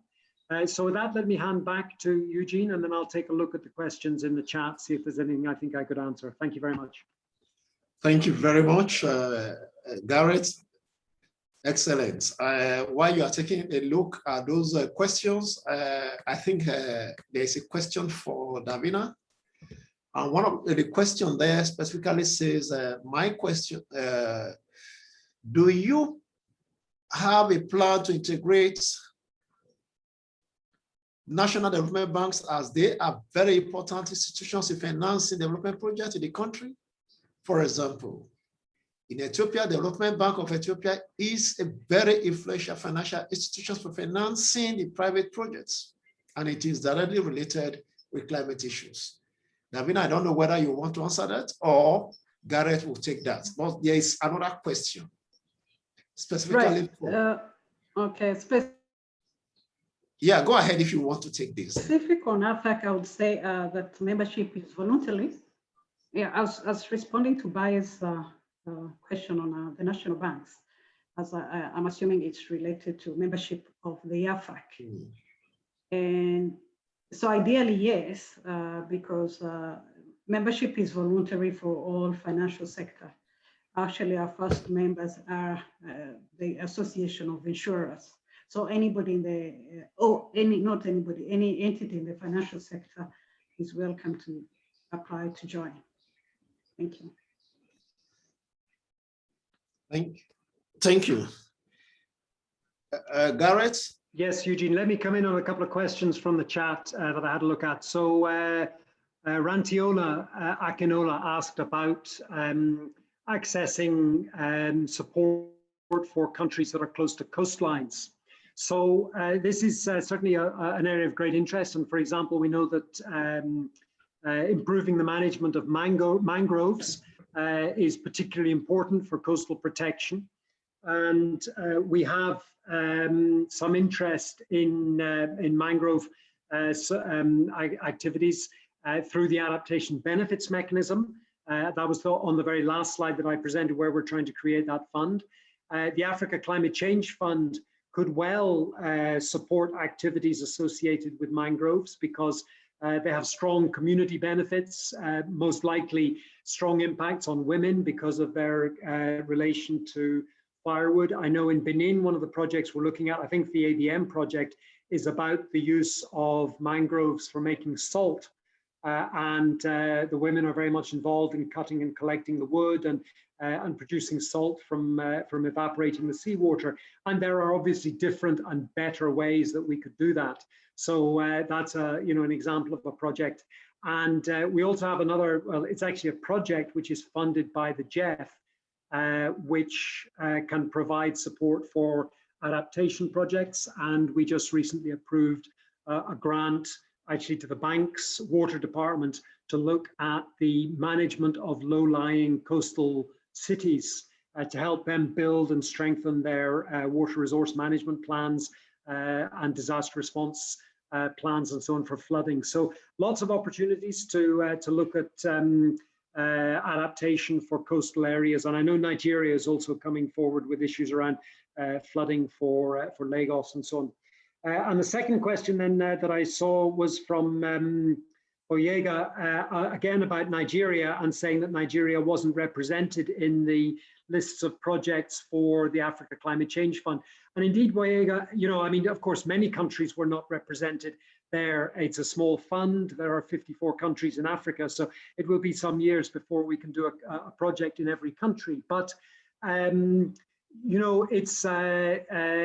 often down to the quality of the applications. It's difficult to screen these, but we have to work through them. But generally, if we see projects that are well designed and meet the criteria, then they often make it through to the final selection process. And I would encourage you to keep an eye open for the launch of the third call for proposals. That I say it's due any time. And then look carefully at the eligibility criteria. Just very briefly, the second call for proposals, we received over 1,300 applications. So that was a problem because we had to wade through them all. But over half of them were actually from entities that were not eligible to apply. A lot of them came from private sector, or they asked for money for activities that we can't pay for. So look very carefully at the eligibility criteria and design your project accordingly. And this time, we are creating a front end to the application process. So actually, if you're not eligible, you're going to get kicked out, and we won't have to look at your application to decide whether you're not eligible. So hopefully that will reduce our workload, and it will also manage expectation from project developers, because they'll get a message very early on in the process to say what you're proposing is not eligible. So let me stop there and hand back to Eugene or to Davina. Thank you.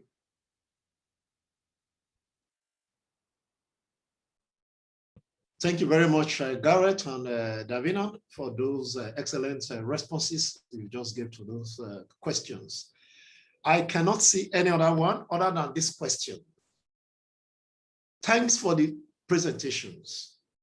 But just to let you know, there are other comments that says that the presentations have been great. So well done, Garrett, well done, Davina.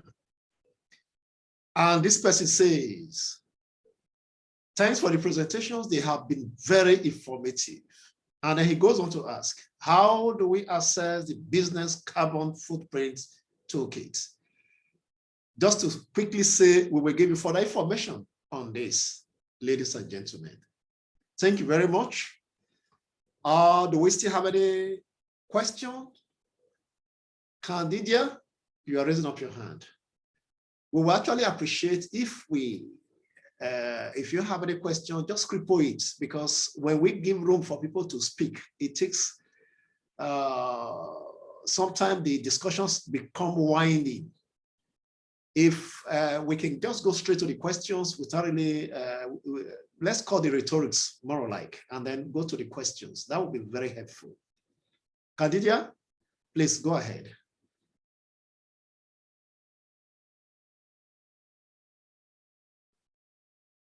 Khadija, you are not, your hand is up. Would you want to speak?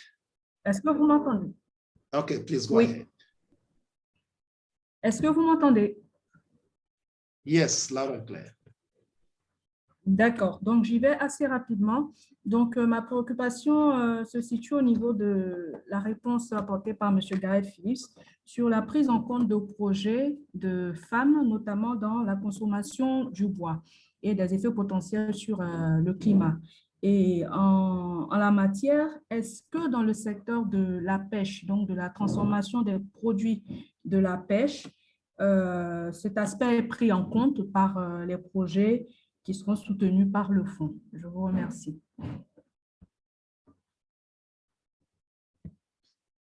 Gareth, I hope you heard what she said. Yes, I heard. Thank you. The other one is, would the Wilson, please go ahead and ask your question. Atene. Thank you so much again, Eugene. Can I quickly check if you can hear me? We can hear you. Okay, thank you. First of all, I want to thank the presenter, Mr. Gareth and Madam Davina. It's really clear. So I have questions for each of you. The first one, the first presenter, seeing that from your PowerPoint that the Africa Development Bank, of course, has needs to actually support many countries in Africa, and unfortunately, the finance resource is very, very small. So, what is or any kind of initiative or plan to make this more bigger in the coming COP26 negotiation, the committed or the promised $100 billion per year. Sorry. Why don't you? Just go straight to the question. We have just 2 minutes left in this for this topic. Yes. So, my first question is funds for AdB is very small.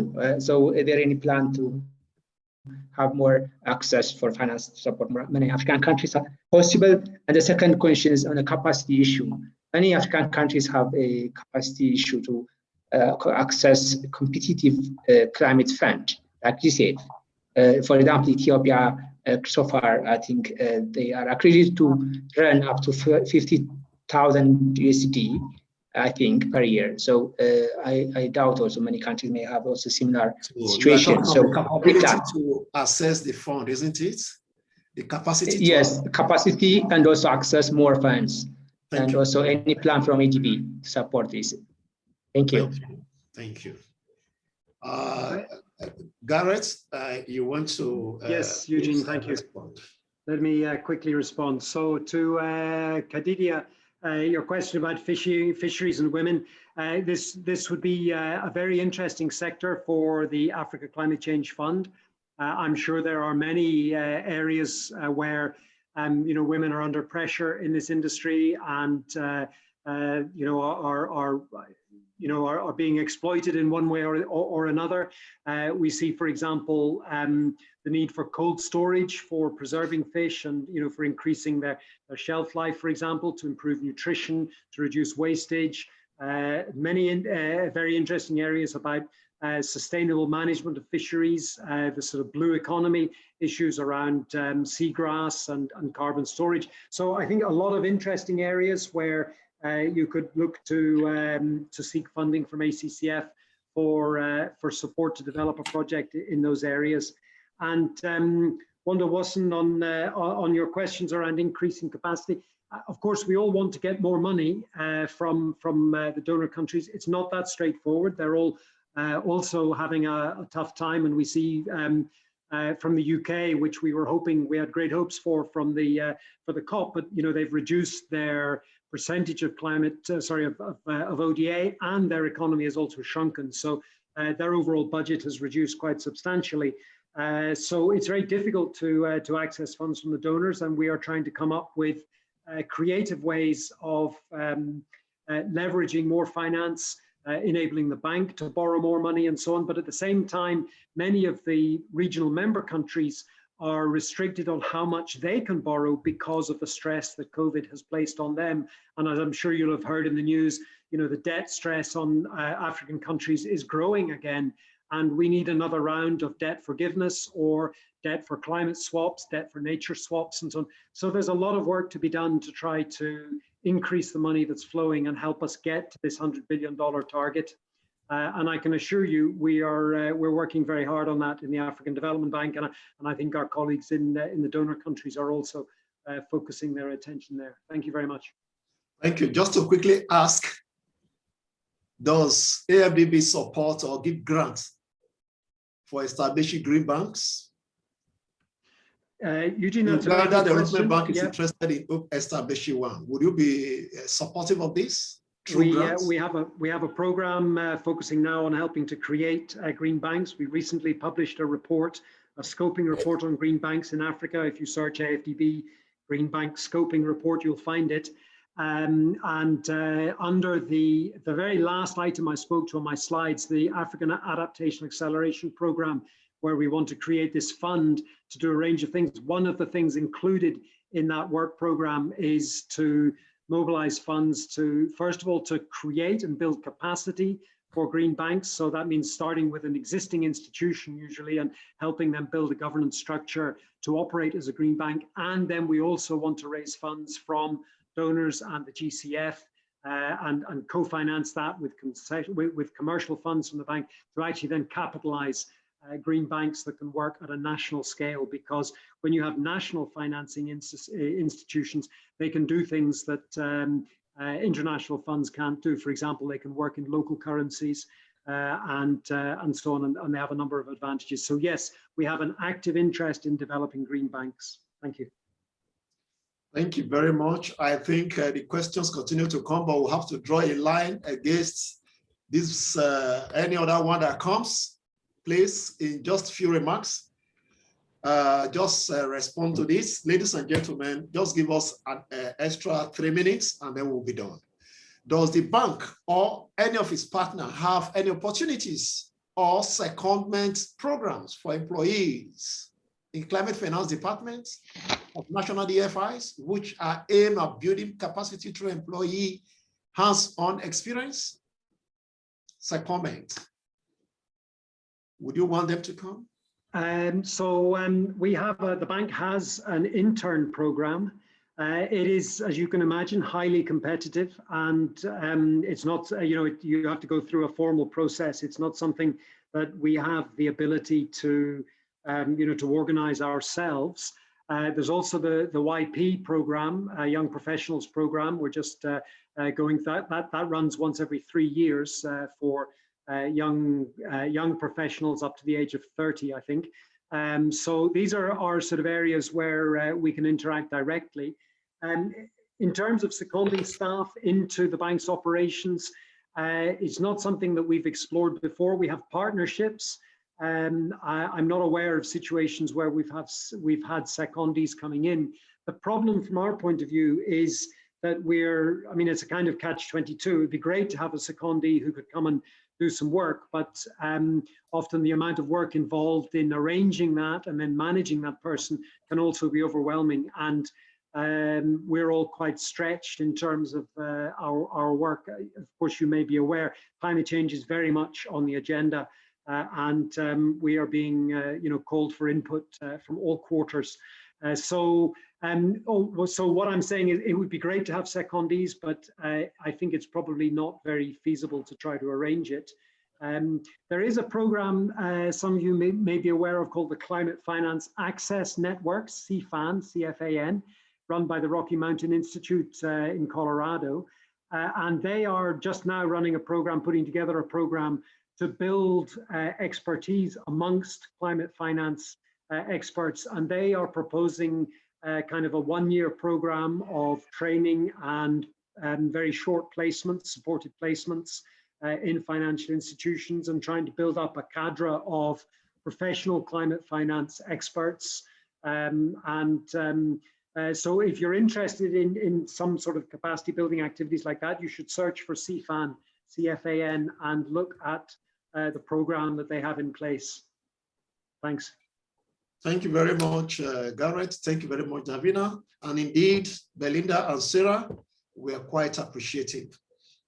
On the charts, from what has been said, many thanks for your responses. I think the participants are satisfied with the way you all have responded to the questions posed. Thank you very much. They are happy with the presentation for the day. Ladies and gentlemen, we want to appreciate all of you. Tomorrow is another day. And just to say that, are you good in project development? Do you understand financing instruments for bankable projects? What could be the role of the DFIs? Indeed, ladies and gentlemen, the GCF, how much of it do we understand? All of this and many more we're going to learn tomorrow. So we look forward to tomorrow. Please, let's come early and join so that we can have that maximum benefit. Thank you very much and have a blessed day. But before you leave, ladies and gentlemen, I know some of you were not here yesterday when we took that photograph. If you are able to put your camera on, please do, and then we'll take everyone a photograph. Please, let's quickly do this and then we call it a day.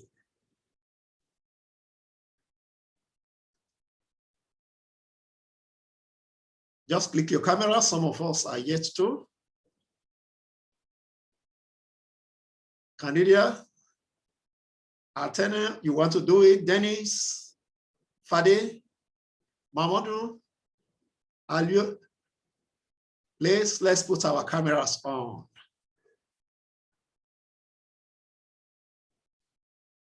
I hope those taking the photographs are doing that. We have 5 pages. It was 6 pages. Some people have.